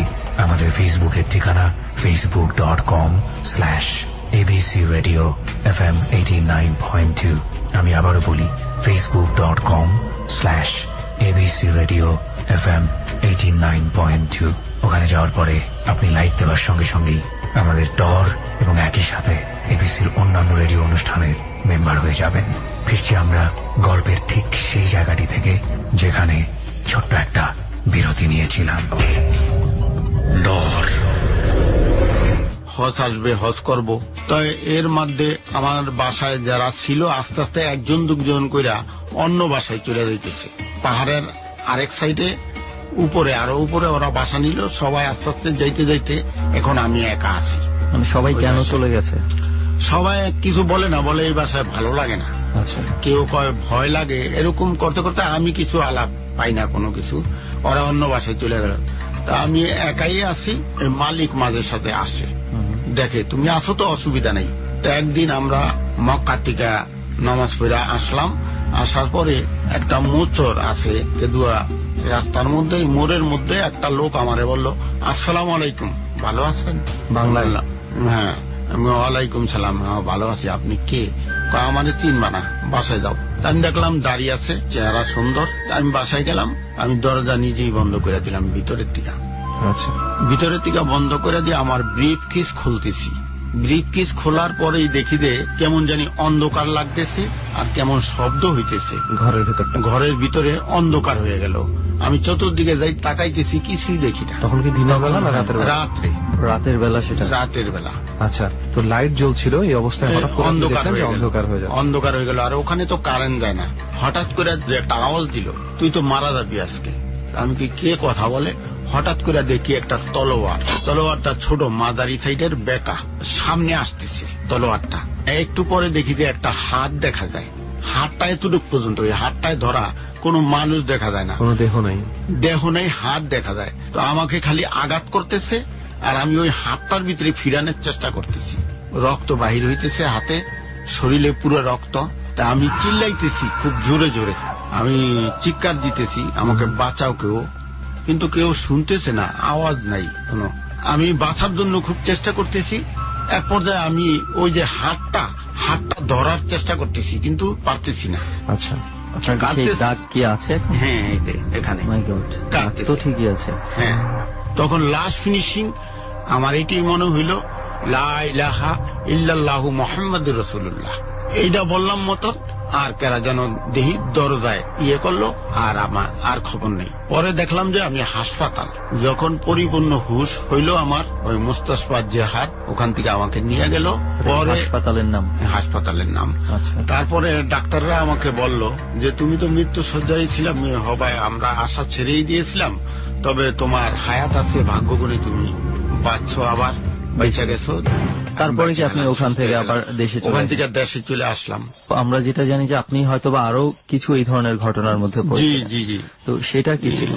সেইটা ঘটনা হয়েছে সর্বপ্রথম যখন আমি বাসায় আসি, আমার পরিবার বলল যে আমরা একটু ইয়েতে যাবো, ইয়ার মাজারে, মিরপুর শাহ আলীর মাজারে যাব, না মানত করছি তোমার জন্য, তোমার ঘটনা শুননা। আচ্ছা। শাহ আলীর মাজার গেলাম। সেখান থেকে আইসি আমার মনে মনে উদ্দেশ্য হইল যে আমি আত্মশুদ্ধি লাভ করব, বাক্য শুদ্ধি, চিন্তাধারার জন্য কোন পাহাড়ে চলে যাবো বা কোন নিরন জায়গায় চলে যাবো। এরকম করে শাহ আব্দুল্লাহ গাজীপুরি চলে গেলাম। শাহ আব্দুল্লাহ গাজীপুরি যে ওখানে আমি খাদেম রে বইলা ও অর্ডার নিয়ে রৌদ্রের বৃত্তে বসে গেলাম। আচ্ছা। ওখানে তো এই বসে থাকতে থাকতে অনেক মানুষই আমার পাশে আসে যায়, কথা বলতে চেষ্টা করলে, কিন্তু আমি কথা বলি না, মুখ বন্ধ, খাওয়া নিয়ে দাঁড়ায় থাকে। আমি কোনো দিকেই তাকাই না, কিন্তু আমি কিছু খাই, এটা কেউ দেখে না। আমি অনেক রাত্রে যখন কেউই থাকে না, কিছু পানি খাই। এইভাবে অনেক দিন চলে গেল। পানি খেয়ে খেয়ে আমি আমার জান বাঁচায় রাখি। ইতিমধ্যে আমাকে এক লোক বলল, আপনি শাহ শরীফ চলে যান। আচ্ছা। সেখানে এখানে তো শহর, শাহ শরীফ একটা পাহাড়ের উপরে। আচ্ছা। আমি আর মাইনুদ্দিন নামে একজন নিয়ে ওখানে চলে গেলাম। আচ্ছা। দেখলাম একটা দোতলা পরিমাণ একটা পাহাড়, ওর উপরে দুইটা গাছ 500 বছর আগের। ওখানকার লোকেরা বলল শাহ শরীফ থাকাকালীন এখানে মোট উপরে 6টা কবর। তো এর উপরে উঠলাম, দেখলাম শেওলা পড়ে আছে উপরে কোনো ছাদ টাদ কিছুই নেই। দুই পাশে বিরাট বিশাল দুইটা গাছ। তা আমি মাইনুদ্দিনকে বললাম, মাইনুদ্দিন এখানে রাত্রে থাকবো, দেখবো কি ঘটনা হয়। তো এখানে মানুষে বলতেছে, যারা একটু এখানে দেখশুন করে, ওরা বলতেছে না এখানে থাকেন না, এখানে জিন আছে এবং বিভিন্ন আত্মা আছে। এখানে মানুষ যেই রাত্রে থাকতে আসছে তারে ফিক্কা ফালাইয়া দিছে, মেরে ফেলছে, কেউ ওর হাত পাও ভাঙছে, এরকম অনেক ঘটনা ঘটছে, আপনি এখানে থাকেন না। আচ্ছা, ওখানকার যে খাদেমের দায়িত্ব আছে ও সন্ধ্যার আগেই চলে যায় ওখান থেকে বয়ে। তো আমি বললাম তুমি সন্ধ্যার পরে আইসো। তো সন্ধ্যার পরে আসলো, বললাম যে এখানে কেউ এরিয়ার ভিতরে ঢুকো না, আমি এখানে থাকবো। তো এই সন্ধ্যার পরে আমার সাথে যে লোক ছিল মাইনুদ্দিন, ও কেমন জানি একটা বায়না করলো যে আমার বাড়ির থেকে খবর আসছে, ফোন দিছে, আমি চলে যাবো। মানে ওর মনের ভিতরে ভয় ঢুকে গেছে। তো আমি বললাম যে ঠিক আছে তুমি চলে যাও। তখন আমি একা হয়ে গেলাম। একা হওয়ার পরে যে বট গাছটা আছে, বট গাছটার সামনে একটা খালি জায়গা আছে, যেমন বসা যায়। গাছটার ভিতরে চিবির ভিতরে একটু খোরল মতো একটা জায়গা। চিন্তা করলাম এই জায়গাটায় বসুম, তাহলে আমার পিছনের সাইডটা থাকবো এই গাছটা, আর সামনে থাকবো এই মাজারটি আর কবরগুলা। পিছনে কেউ আমাকে আক্রমণ করতে পারবে না। সন্ধ্যার পরই ওখানে গাছের ছায়া আর অন্ধকার। ওখানের আশেপাশে দিয়েও কেউ হাঁটে না সন্ধ্যার পরে, একা। হয়তো 5-6 জন বা 3-4 জন হইলে কেউ ওই জঙ্গলের মধ্যে দিয়ে যায়, নাইলে যায় না। এখন তারপরেও আমি কিছু লোকজনের আওয়াজ পাইলাম। যখন আমি মাজারের কাছে গেলাম, কাছে এক সাইডে দিয়ে ওই লোকগুলারে হাতে ইশারা দিলাম, আর ওই লোকগুলা খুব জোরে দৌড় দিল, চলে গেল, ভয় পাইল। তখন আমি আবার আইসা তাড়াতাড়ি ওই গাছের গোড়ায় বসলাম। বসার পরে আস্তে আস্তে সময় যায়, আমিও চিন্তাধারা করতেছি কি করা যায়। রাত্র হইতেছে, ভয় লাগতেছে আমার। এখন তো কোথায় যাওয়ারও পথ নাই, যা করে আল্লাহ আমার এখানেই থাকতে হবে। এই বইলা আস্তে আস্তে রাত 12টা-1টার মতো বাজলো। তখন একটা লোক আসলো। লোকটা প্রথম দেখলাম একটা ব্যাগ টানবে। আমাকে বলল, তুমি কে, তোমার বাড়ি কোথায়? আমি বললাম, আপনার বাড়ি কোথায়? কয় একটু পরেই জানবা তুমি আমার বাড়ি কোথায়। তা আমি গাছে গিয়ে বসে রয়েছি। ও এইটা কই একটা ঘুরা দিল, ঘুরা দিয়ে ও উপরের দিকে উঠে গেল, গাছের উপরের দিকে উঠে গেল, আর ওরে দেখতেছি না। আমি চিন্তা করতে আসি, ঘটনাটা ঘটলো। আমার শরীর এখন আরো হিমশিম খাইতেছে, ভয় পাইতেছে, শরীরটা কেমন একটু ঠান্ডাও লাগতেছে, আর তুফান শুরু হয়ে গেল। যেমন বাতাস, গাছপালা সব লড়তেছে, যেমন বৃষ্টি পড়তেছে, তুফান হইতেছে, কিছুই দেখা যাইতেছে না, অন্ধকার, কিন্তু আমার শরীরে কোনো পানি পড়ে না। তো আমি মনে করতেছি গাছের ছায়ার কারণে কোনো পানি পড়তেছে না। আমি একটু উঠা দাঁড়াইলাম, দেখি যে ফলরে কোনো পানি নাই, কিন্তু বৃষ্টি হইতেছে জোরে। উপরে দিয়ে দেখতেছি বৃষ্টি হইতেছে, পানি পড়তেছে, গাছ জোরে লড়তেছে। মানে আমি এখন মনে করতেছি যে আজকে আমার শেষ, আজকে আমার মরণ, এরম আবার দ্বিতীয়বার। চিন্তা করছি, এমন থাকতেই দেখি ওই মাজারটার সামনে, গেটের সামনে একটা মহিলা বসা, আমাকে পিছন করে বস। তখন আমি বললাম, কে? তো বললো, আমি। তো তুমি কে? আমাকে পিছন দিয়ে বসছো, আমি তো দেখি না। আমাকে দেখলে তো তুমি ভয় পাবে। আমি বললাম, আমি তো ভয় পাবো না, তুমি আমার দিকে তাকাও, আমাকে দেখাও। কয় তুমি ভয় পাবে? বললাম না। আমি বললাম, তুমি আমার দিকে, তোমার চেহারা দেখতে চাই, তুমি তো মানুষ, তোমারে কি ভয় পাবো? তো ওইটা বললেই উনি যখন ঘুইরা আমার দিকে তাকাইলো, তখন দেখি ওর চোখের ভিতরে চোখগুলা ঘুরতেছে, চোখগুলা লাল আগুন, মানে চোখের মনিটা ঘুরতেছে, চোখের মনিটা এরকম ঘুরতেছে, দুটোটা এরকম ভাবে ঘুরতেছে, চরকার চেয়ে বেশি আগুন বাইরেছে। তা আমি তখন তো বলছি অবস্থা খারাপ, আমি শেষ। তখন বলে, এই তোর এত বড় সাহস, তুই এদিকে রাত্রে আজকে আসস, তুই কি আমার অনুমতি নিছস? আমি বলি, না, আমি তো আমার নিজের ইচ্ছায় বসছি। বলে, তুই একটু বাইরে ভিতরের দিকে, ওই জঙ্গলের ভিতরে যাইতেই তুই আমার সাথে। আমি বললাম, না, আমি কোথায় যাব না, আমি এখানেই বসছি। বললো, তুই যাবি না? এইটা বইলা ও দেখলাম আস্তে এর উপরে লম্বা হয়ে গেল। এখন মহিলা নাই, দেখতেছি বড় পাঞ্জাবি পুরুষ, কিন্তু ওই গাছের উপরে, গাছটা কিন্তু অনেক বড় উঁচা, গাছের উপরে দিয়ে তার মাথা মাঝখানে দিয়ে উঠে গেছে। তাই আমি এমনি তাকাইতেছি, একটা আঙ্গুল ঠেকাইলো এখানে আমার ইয়ার সাথে, এমনি লম্বা করে কাদের সাথে আঙ্গুলটা দিয়া আস্তে এর উপরে উপরে উঠাইতেছে। আমি উপরে উঠতে যাইতেছি, মানে আমি এখন আর নিচে থাকতে পারতেছি না। এখন আমি মনে করতেছি যে আমারে তো মাইরা ফেলাইব, উপরের থেকে ছাইরা দিব। এরকম করতে করতে গাছের অর্ধেক পরিমাণ আমারে উঠাইয়া কিছুক্ষণ রাখলো, কিছুক্ষণ রাইখা কিছু করতেছি না, আস্তের উপরে খালি ছাইরা দিল। ছাইরা দিল, আমি এতটুকুই দেখলাম যে ওখান থেকে একেবারে শ্বাস মাথারের ফলনের ভিতরে আমি পড়লাম, কাইট হয়ে পড়ছি, আমার বাম সাইডটা আগে পড়লো। পড়নের পরে এতটুকুই আমার মনে আছে। এটা আর কি জিনিস কিছু বুঝতে পারলাম না, আমি শুয়ে রইলাম এখানেই, পুরো অজ্ঞান হয়ে গেলাম। মনে হয় যে আমাকে এটা বুঝতে পারলাম পরে, আজানের পরে যখন মানুষ আসলো জিয়ারাতে মানুষ আমাকে ডাক দিল, আপনি শুয়ে রয়েছেন। তখন আমি একজনের বললাম আমার একটু দূরে উঠাও, টান দিলি উঠা বসলাম। আমি আস্তে আস্তে ওই গাছের গোড়ায় যায় আবার বসলাম, কিন্তু ঘটনা ওদের কাছে আমি কারো কাছেই বলি না। তার মানে মাঝারে আপনার এই ঘটনাটাই এই ঘটনা ছিল। ওকে, আরো একটা ঘটনা আমরা একটু শুনছিলাম যে আমাদের টিমের কাছে যে আপনি কোন এক সময় নেপালে গিয়েছিলেন। নেপালে কিছু একটা হয়তো আমরা একটু এই জিনিসটা শোনার জন্য ইন্টারেস্টেড। আমি কাজের মাধ্যমে নেপালে গেলাম। যাওয়ার মানে কি আপনি ওই মাঝারে যখন ছিলেন ওই সময় কিছু লোকজন নিয়ে কাঠমান্ডুতে ওখান থেকে বাইর হয়েছি, বাইর হইয়া আপনি প্রফেশনাল কাজের জন্য নেপাল গেলাম আমরা কাজের উদ্দেশ্যে। আচ্ছা, অনেককে নিয়ে আমরা নেপাল কাঠমান্ডু একটা পুরানা রাজবাড়িতে গার্মেন্টস ফ্যাক্টরি নিচে, আর নিচে কিছু জায়গা আছে মানুষ থাকে, আমরা গেলাম, আমাদের থাকার জায়গা নাই। 4 জন বেশি হয়ে গেলাম, সিট নাই, আমাদেরকে উপরে থাকতে দিল 4 জন। ওখানে লাইট নেই, কিছু নাই, আমরা মোমবাতি নিয়ে গেলাম 1-2 জন, যে রাত্রে যখনই দরকার পড়বো জ্বালাইতে পারবো অন্ধকারের মধ্যে। এটা কত বছর আগের ঘটনা? এটা প্রায় 12-13 বছর আগের ঘটনা। এটা হচ্ছে কাঠমান্ডুতে এই ঘটনাটা ঘটেছে। এই ঘটনাটা ঘটছে। আচ্ছা, বাণীশ্বর নাম জায়গার।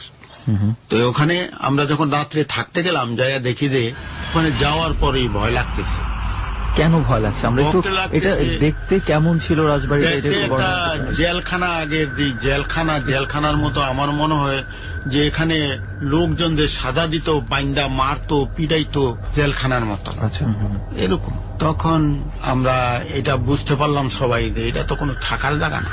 তখন আমরা বলতে চাচ্ছেন যে জায়গাটা আপনারা থাকতে গেছেন ওই জায়গাটা ছিল একটা টর্চার সেল, যেখানে মানে রিমান্ডে নিয়ে গেলে এই ধরনের ধরনের জায়গা আমাকে থাকতে দিল। আচ্ছা আচ্ছা আচ্ছা, জায়গা নিচে জায়গা নাই বিদায় আর কি। আচ্ছা আচ্ছা, ওখানে বাধ্য হয়ে আপনাদের ওখানে থাকতে হলো। বাধ্য হয়ে ওখানে আমরা তারপরে ওখানে যাওয়ার পরে আপনাদের ভয় লাগতে শুরু করলো। ভয় লাগতে শুরু করলো এই জন্যে যে জায়গাটা তো অনেক বড়, অনেক রুম সেখানে ভিতরে, আবার ওই রাজকীয় বাড়ি।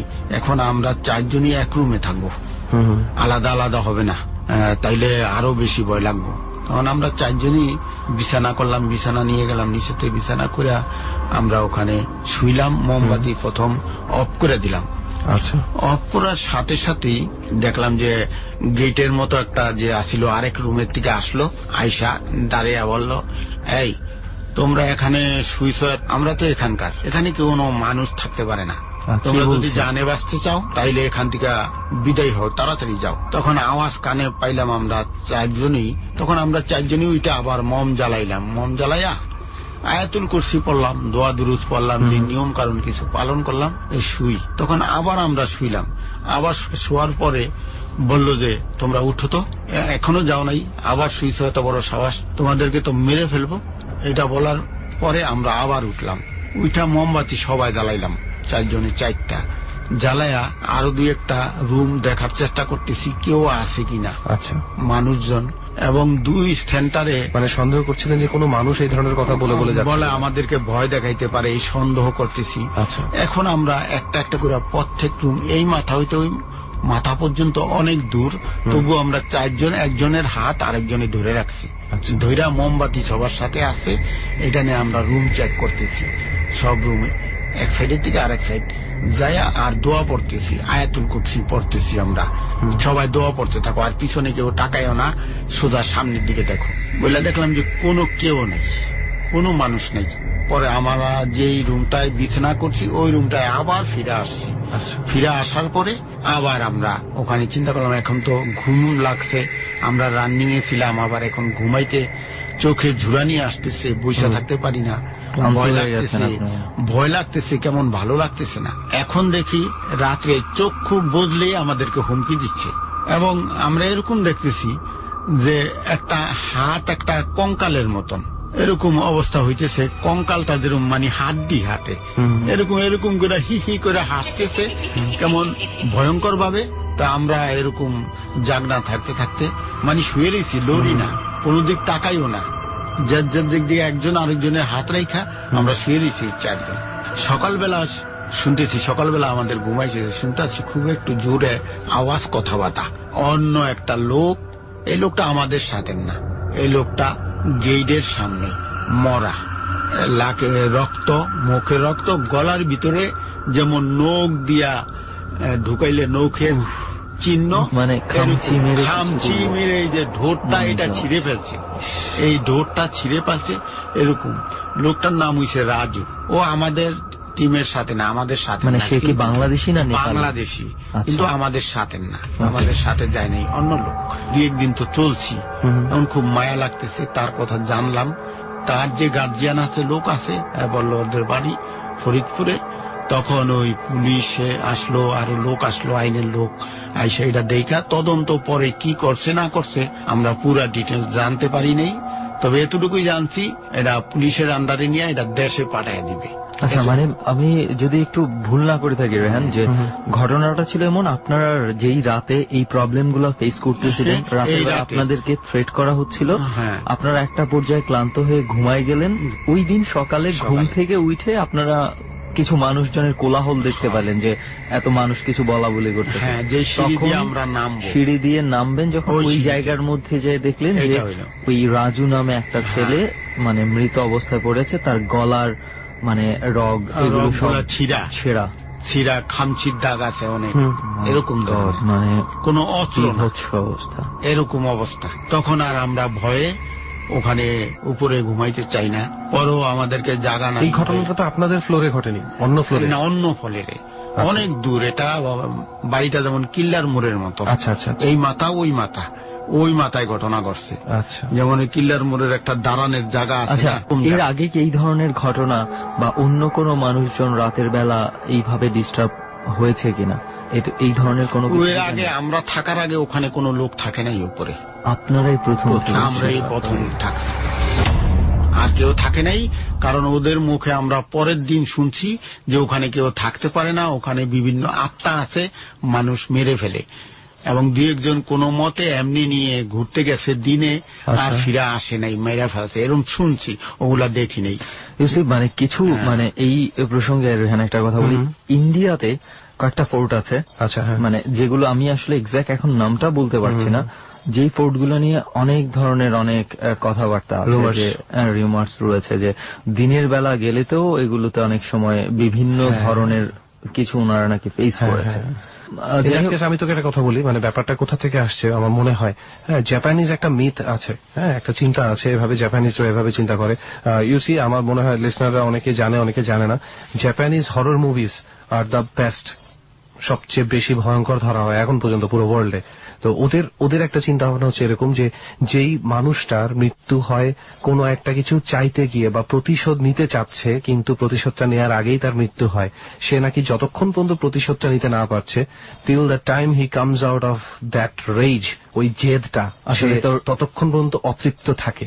আচ্ছা, তুই তো জাপানিজ একটা মুভির কথা বললি, আমার একটা হঠাৎ করে ওনার এই ফোর্টের কথা শুনে কাঠমান্ডুর একটা ঘটনা মনে পড়ে গেছে। এটা একটা সত্য ঘটনা, সেটা হচ্ছে ইতালির ভ্যানিস শহরকে নিয়ে। ভ্যানিসের কথা তো আমরা কম বেশি সবাই শুনেছি, এবং ভ্যানিসের কথা মাথায় আসলেই যেটা কল্পনায় ভাসে সেটা হচ্ছে খুব চমৎকার রোম্যান্টিক পরিবেশ, নীল জল, নৌকা এবং দুর্দান্ত এক পরিবেশ। তো সেই পরিবেশের মধ্যেও এমন কিছু লুকিয়ে আছে যেটা শুনলে অনেকের গা শিউরে উঠতে পারে, যেটা অনেকে কল্পনাও করতে পারবে না। কথিত আছে ভ্যানিসে যখন সূর্য ডোবে, ভ্যানিসের রাস্তায় তখন অশরীরী কোনো কিছুর হাঁটা চলা শুরু হয়ে যায়। এটার পেছনের একটা ইতিহাস আছে। ইতিহাসটা হচ্ছে এরকম, 1700 শতকের দিকে পুরো ইউরোপে প্লেগ রোগটা বেশ ব্যাপক আকার ধারণ করে এবং অনেক মানুষ মারা যাচ্ছিল। ইতালিরও এক অবস্থা হয়েছে, প্রায় 1/3 মানুষ মারা যাচ্ছিল এই প্লেগে। তো ভ্যানিস শহরের যে শাসকরা রয়েছে তখন এই প্লেগটাকে নিয়ন্ত্রণ করার জন্য এমন ব্যবস্থা নিচ্ছিল যে প্লেগ রোগীদেরকে, বিশেষ করে প্লেগ আক্রান্ত যেই হচ্ছে তাদেরকে মেরে ফেলার, কারণ এতভাবে আক্রান্তের সংখ্যা বেড়ে গেছে। কি করা হতো, সবাইকে একসাথে করে বিভিন্ন জায়গায় গণকবর দিয়ে দেওয়া হতো, অনেককে সপরিবারে পুড়িয়ে মারা হতো। যেই বাড়িতে মনে কর যে প্লেগের রোগী আছে তাদেরকে চতুর্দিকে দেয়াল দিয়ে বন্দি করে দেওয়া হতো বা জেলখানায় নিয়ে পুড়ে ফেলা হতো যাতে এই রোগটা না ছড়াতে পারে। মানবিকতার কোনো কিছুই ছিল না সেখানে। এই রোগটা যাকে স্পর্শ করেছে সে মরার আগেই শাসক গোষ্ঠী তাকে মেরে ফেলার চেষ্টা করত, ইনফ্যাক্ট মেরে ফেলতো এই রোগটাকে আটকানোর জন্য। তো এক পর্যায়ে এমন হয়েছে ভ্যানিসের মধ্যে এত মানুষ মারা গেছে আর কোথাও কোনো জায়গা খালি পাওয়া যাচ্ছে না। আর কত গণকবর দেয়া হবে? তখন ভ্যানিসের উপকূলের কাছাকাছি একটা দ্বীপ আছে, দ্বীপটার নাম হচ্ছে ইতালিয়ান অ্যাকসেন্টে বলা হয় পাভেলিয়া। খুব বড় না, দ্বীপটা মোটামুটি ছোটই, কয়েক কিলোমিটার হতে পারে। ইতালির উপকূল থেকে প্রায় 5 মাইল দূরে হতে পারে দ্বীপটা। তখন শাসক গোষ্ঠী চিন্তা করলো যাদের প্লেগ হয়েছে, যারা এই রোগে আক্রান্ত, তাদেরকে এখান থেকে জোর করে ধরে নিয়ে গিয়ে সেই পাভেলিয়া দ্বীপটাতে ফেলে রেখে আসা হতো, যেখান থেকে আসার মতো তার কোনো ব্যবস্থা ছিল না। কেউ সাঁতরে এটা পার হতে পারবে না, এমনিতেই আবার এরা অসুস্থ, সেখানে আসার মতো কোনো ব্যবস্থা ছিল না এবং সবাইকে এখানে একসাথে নিয়ে ফেলে রাখা হতো এবং তাদের ভাগ্যে যা ঘটে ঘটুক। একসময় এরা ধুকতে ধুকতে এখানেই মরে পচে গলে থাকতো।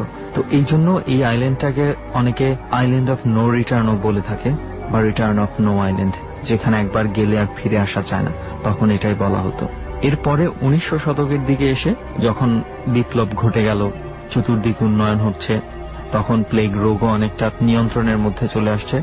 তো ইতালির ভ্যানিসে বিভিন্ন জায়গায় বিভিন্ন উন্নয়ন কাজ হচ্ছে, ক্যাথিড্রাল তৈরি হচ্ছে, বিভিন্ন দালান কোঠা তৈরি হচ্ছে। তো যারা ক্যাথিড্রাল বানাতো কিংবা টানেল বানাতো, দালান কোঠা তৈরি করত, ওখানে গিয়ে দেখা যেত যে বিভিন্ন সময় এরা বিভিন্ন কিছুর চিৎকার শুনতে পাচ্ছে। যারা কাজ করত তারা বিভিন্ন কিছুর চিৎকার শুনতে পেত এবং অনেক সময় দেয়ালের মধ্যে এমন কিছু পেইন্টিংস তৈরি হয়ে যেত, এটা কেউ করেনি কিন্তু একটা পেইন্টিংস তৈরি হয়ে গেছে। মনে করো কেউ কান্নাকাটি করছে, কেউ খুব অসহায় ভাবে তাকিয়ে আছে, এই ধরনের পেইন্টিং মুছে দেয়া হলো, এরপর আবার হয়ে যেত। বিভিন্ন জায়গায় এই ধরনের ঘটনাগুলো ঘটে।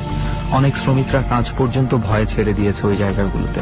এরপরে এটা কেন হচ্ছে, এটা কারণ অনুসন্ধান করার জন্য সরকার খুব তৎপর হয়ে ওঠে। তারপর অনেক কারণ অনুসন্ধান করতে গিয়ে শেষ পর্যন্ত দেখে যে এখানে 1700 শতকে যে গণকবর দেয়া হয়েছিল, বিভিন্ন মানুষকে পুড়িয়ে হত্যা করা হয়েছে, বিভৎসভাবে মারা হয়েছে, তাদের হাড় গোড় সবকিছু এখানে রয়েছে।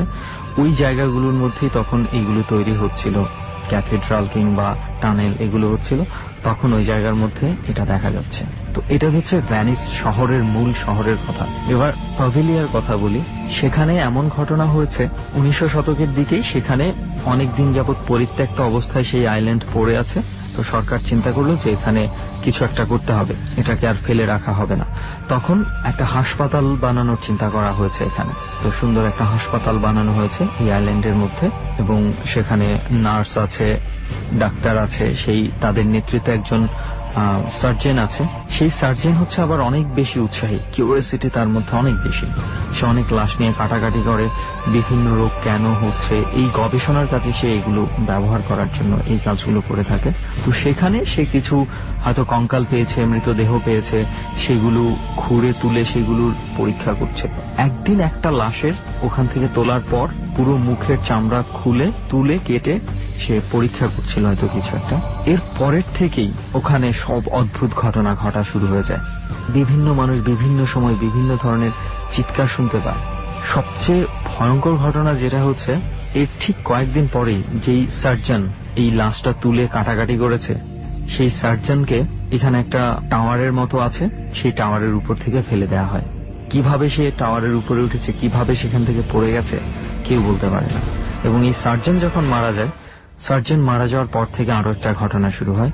প্রত্যেকে, নার্স যারা আছে, রোগী যারা আছে, পুরো হাসপাতাল কম্পাউন্ডে, পুরো এলাকার মধ্যে বিভিন্ন ধরনের অশরীরী জিনিসের অস্তিত্ব টের পাওয়া শুরু করে। তো একটা পর্যায়ে সেখানকার নার্সরা চাকরি ছেড়ে দিয়ে চলে যায় এখান থেকে এবং রোগীরাও চলে যায়। পুরো দ্বীপ আবার পরিত্যক্ত অবস্থায় চলে আসে।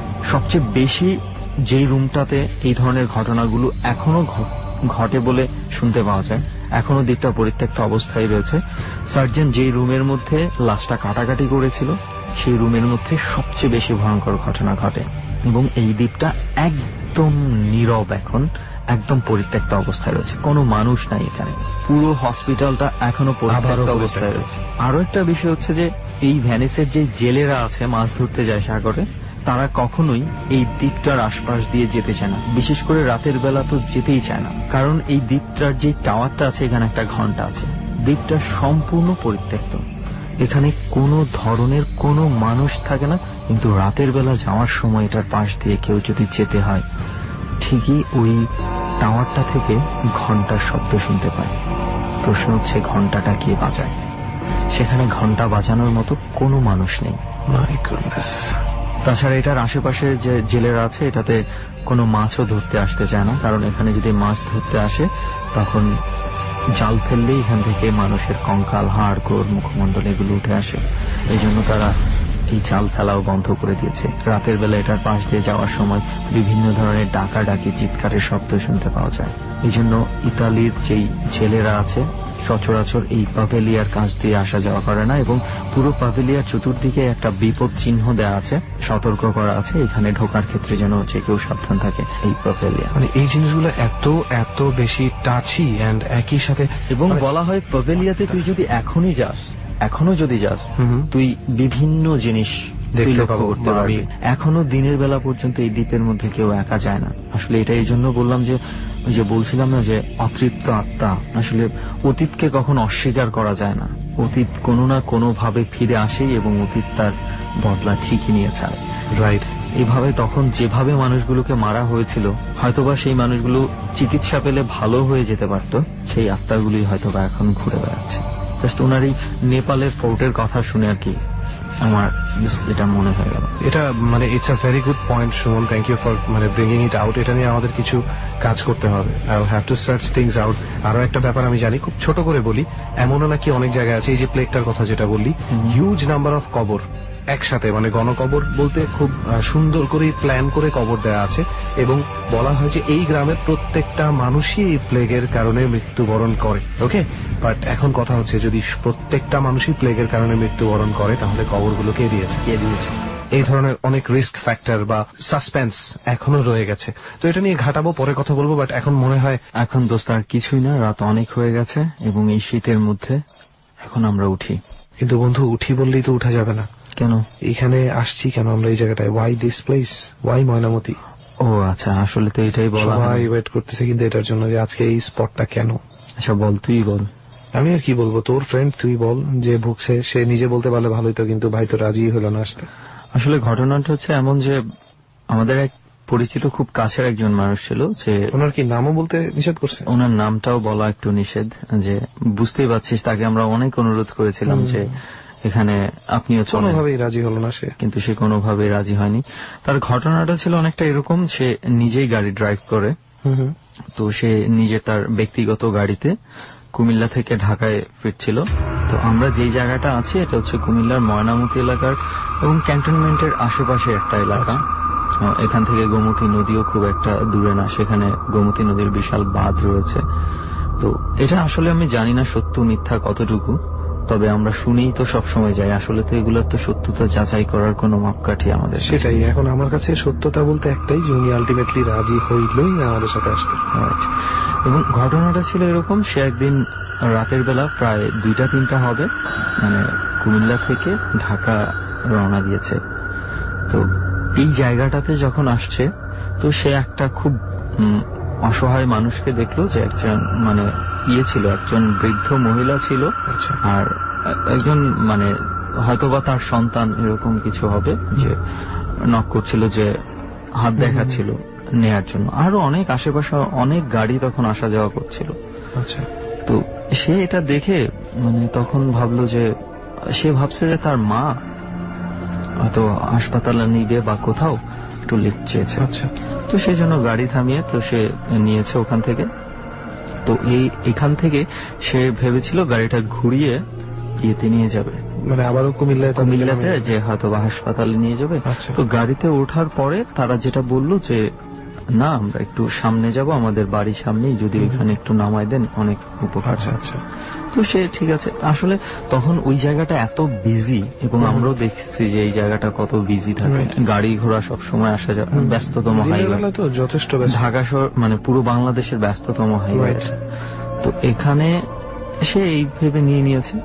তো কিছু দূর যাওয়ার পরে সে যখন ওই লুকিং গ্লাসে দেখছিল পেছনে, তো দেখা যাচ্ছে যে তখন হঠাৎ একটা প্রায় 15-20 মিনিট যাওয়ার পর সে যখন খেয়াল করলো পেছন দিকে তাকিয়ে দেখে যে নাই, ওরা চলন্ত গাড়ি থেকে নাই।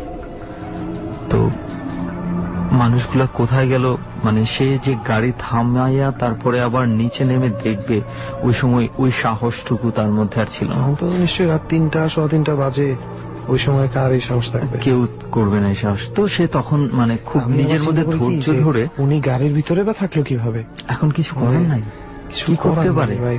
সে তখন খুব দ্রুত, মানে খুব ধৈর্য ধরে দ্রুত গাড়ি চালিয়ে সে কাছাকাছি আশেপাশে কোথায় যেন একটা পেট্রোল পাম্প ছিল, সেখানে গিয়ে তারপর আসে ওই রাতে আর গাড়ি নিয়ে বের হয়নি। আমি চিন্তা করি যে ওনার তো বিজনেস এখানে, উনি এখানে কি আর কখনো আসবেই না, এটা কোনো কথা হবে না? সেটা তো অবশ্যই সম্ভব না, আসতে তো হবেই, কিন্তু সে রাতের বেলা সন্ধ্যার পরে এই রাস্তায় কখনোই আসে না।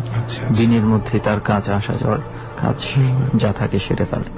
তো এটা সে নাকি এরপরে তার কাছের কয়েকজন মানুষের সঙ্গে কথা বলেছিল, তাদেরও 2-1টা ঘটনা শুনেছে। তো এটা শুনেই আমি তোকে বললাম যে চল তাহলে ওই জায়গাটাতে যাই। এবং আলটিমেটলি এইটাও সবার মনে প্রশ্ন জাগছে, এক্স্যাক্টলি কোন জায়গার মধ্যে আছি। এটা I don't think we should discuss. আমরা সেটা কখনোই বলছি না, আপনারা গত অনেকগুলো এপিসোড ধরে আপনারা সেটা বুঝে গেছেন। তো রেহান, আরেকটা বিষয় হচ্ছে মনে হয় একটু ক্লিয়ার করে দে প্লিজ। আমাদের এখানে যে আসার জন্য, আমাদের সাথে যোগাযোগ করার জন্য যে ফোন নাম্বারটা আছে, রাইট, এই ফোন নাম্বারটা আসলে সবাইকে দেওয়া দরকার এবং সবাইকে একটু বলে রাখা দরকার যে আপনারা যে কোনো সময় কিন্তু এই ফোনটা করতে পারেন, কোনো সমস্যা নেই।